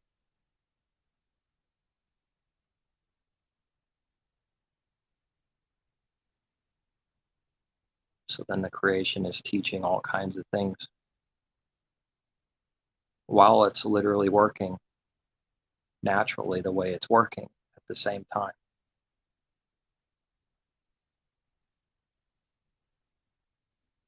Light goes around the earth and exposes the darkness in it, and darkness can't do anything about it. It's supposed to be a light. That's what it does.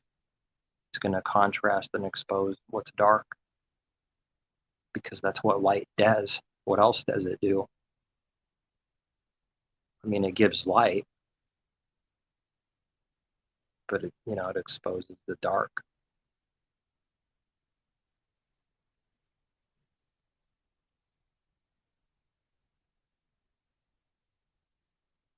But for many, the earth is spinning and moving. The sun is millions of miles away. We're just a little dot with the giant sun god, worshiping and going around the sun. The history even shows that people have a problem with the sun worship. It's no surprise then that the creation they created in people's mind, everything revolves and worships the sun, which is the biggest thing that there is, they say.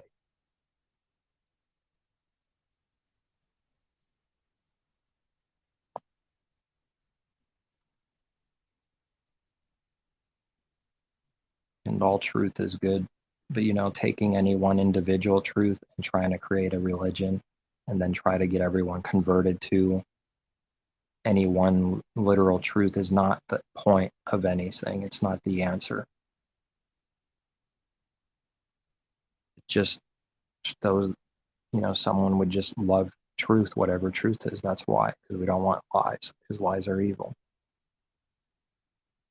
and it does damage.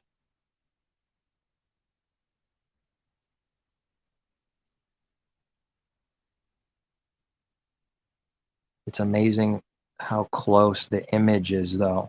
Look at, if someone doesn't believe that the earth is not moving or whatever, at least look at the image and imagine the stationary earth with the sun smaller, closer, and creates the same image as a spinning, moving earth with the sun huge but farther away to correct the size.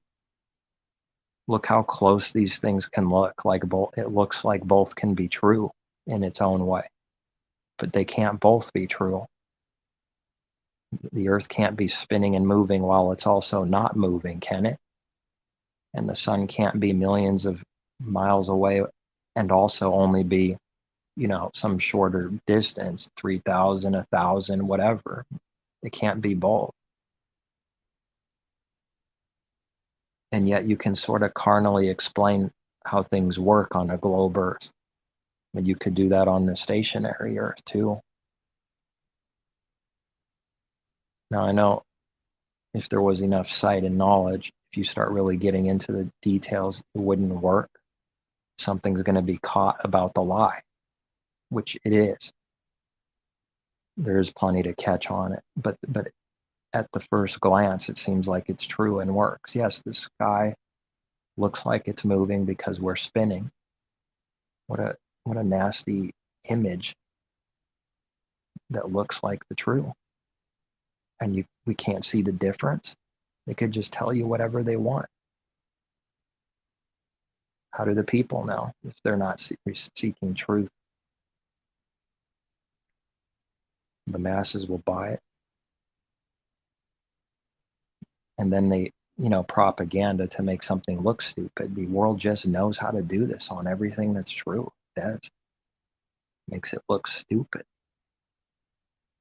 Creates certain words and then makes those words look retarded so that when truth is attached to that word, they can say the truth is retarded. Can't believe it works. It works pretty good for many people. Makes me wonder how things are planted in advance for even generations ahead to try to destroy a truth by planting the masquerade. It gets real nasty then. It's like you create a group, an organization, just so anyone gets close to some kind of truth that makes it look retarded, because you have to be connected to that retarded image. It's like purposely done.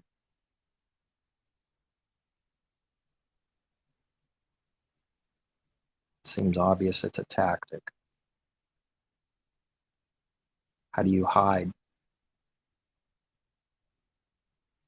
what something really is? If the lie is retarded and stupid, you just call the truth retarded and stupid. That's the best way to hide. You just call the creation retarded and stupid. Have they ever considered that the other thing is retarded and stupid, and that's why someone is doing that? It's guarding and suppressing the lie from being exposed for what it really is itself.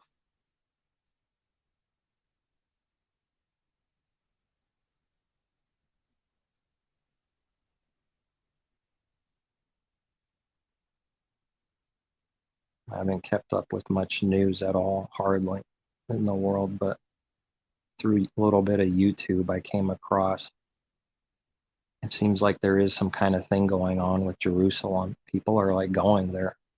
They're making trips there. I know it's happening. I don't know what scale, how many, but it seems like it's a wave. Oh, something's happening, all right. It's getting crazy. The delusion's getting strong. It just has to be Messiah's words are fulfilled every generation, but then just utterly fulfilled at the end. Whatever he says not to do, people will do it. Don't go there, they'll go there. Don't go over here and think something happened, they'll go over there and think something happened.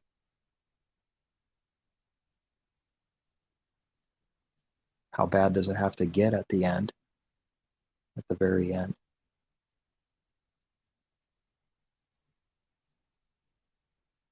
Someone wants to go live over there. I mean, that's their thing. But going over there because of what's going on. There's some kind of restoration going before the time. The only restoration happening are those that do the Father's will and becoming a new creation in Messiah. That's all that's happening, which is huge. It's everything, but there's no restoration like they're projecting coming for the whole world before its time.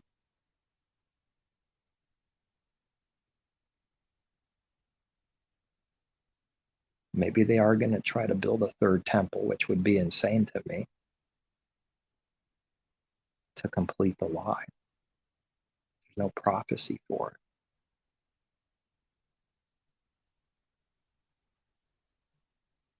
Before Messiah is coming.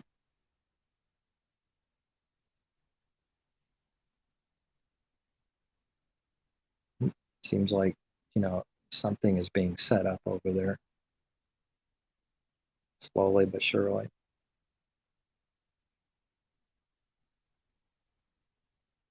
They love the lie.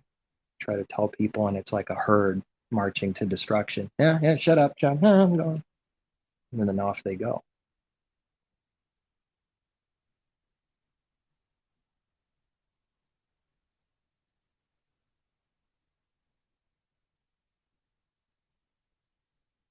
Messiah's words. The time is, and it's coming, and now is. The true worshipers must worship him in spirit and in truth. It's not going to Jerusalem over there or this mountain over here. That's our answer. There's no location to go to specifically. The Jerusalem is in existence, but it's not how people think carnally now. It's, kingdom is within.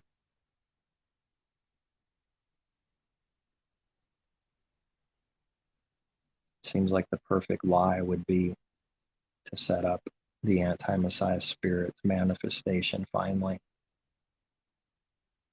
of which it always was true. The sin is in the heart, and that's what people don't care about or see. The anti-Messiah spirit has been all this time.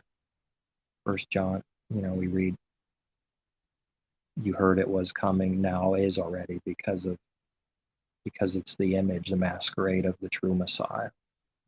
It always has been now. The Messiah overcame the world. We do read that, but he also overcame the beast, which is the world. And he overcame the number of the beast, the mark of the beast, so like his people are too.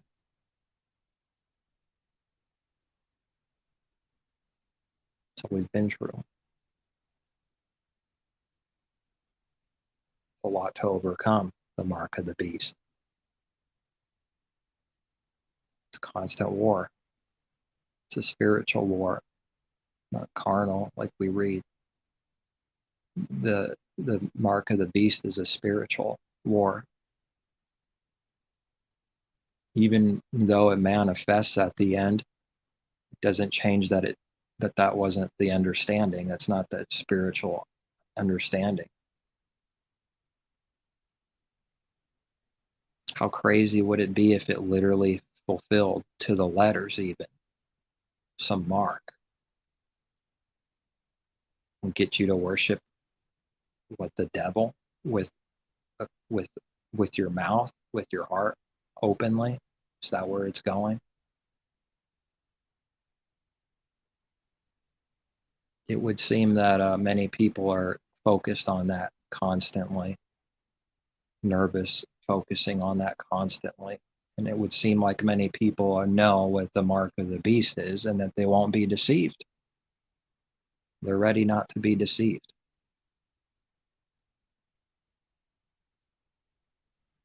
They wouldn't like to hear that the many are already deceived. It's not coming for them. It's already over. They're already deceived.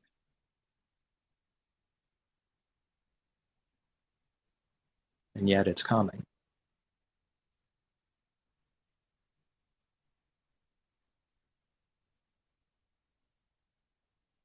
Perfect masquerade of what evil is, the enemy, is like the smoothest talking, expose lies, expose evil for an image, speak about it. Very smooth, sly, smile and laugh just enough, light-hearted seemingly, very nice, charismatic person. That's how evil appears. The world's ready to buy it. And it's bloodthirsty. Too many examples in history to prove that over and over again. They think it'll be different this time. They think a worldly person wants everybody's good, that they have everyone good intentions for everyone.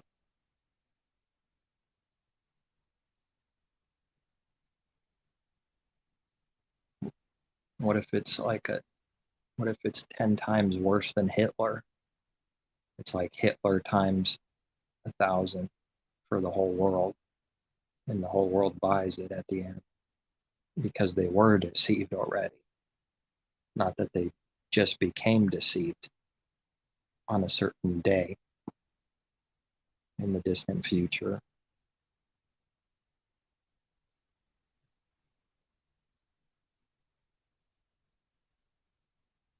It does seem to me it does have to manifest, though, eventually.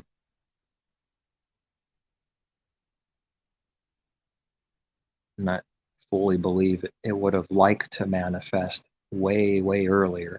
But, nobody can do what the Father purpose is, can't go against that. So it wasn't able to be so 500 years ago, completely how it would like to finish the capstone on the pyramid. God of this world, the eye of Horus watching everything.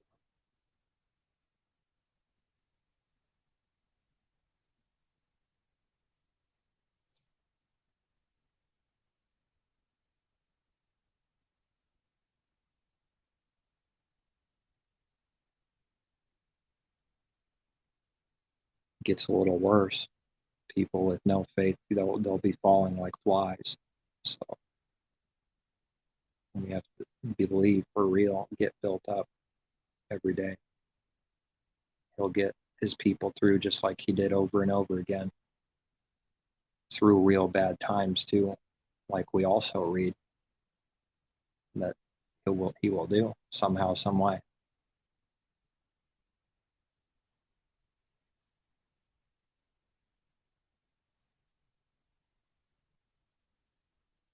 Nothing too hard for the Creator. If he could give bread in the desert, he can do the lesser thing. He can make water come out of a rock. He can do the lesser thing.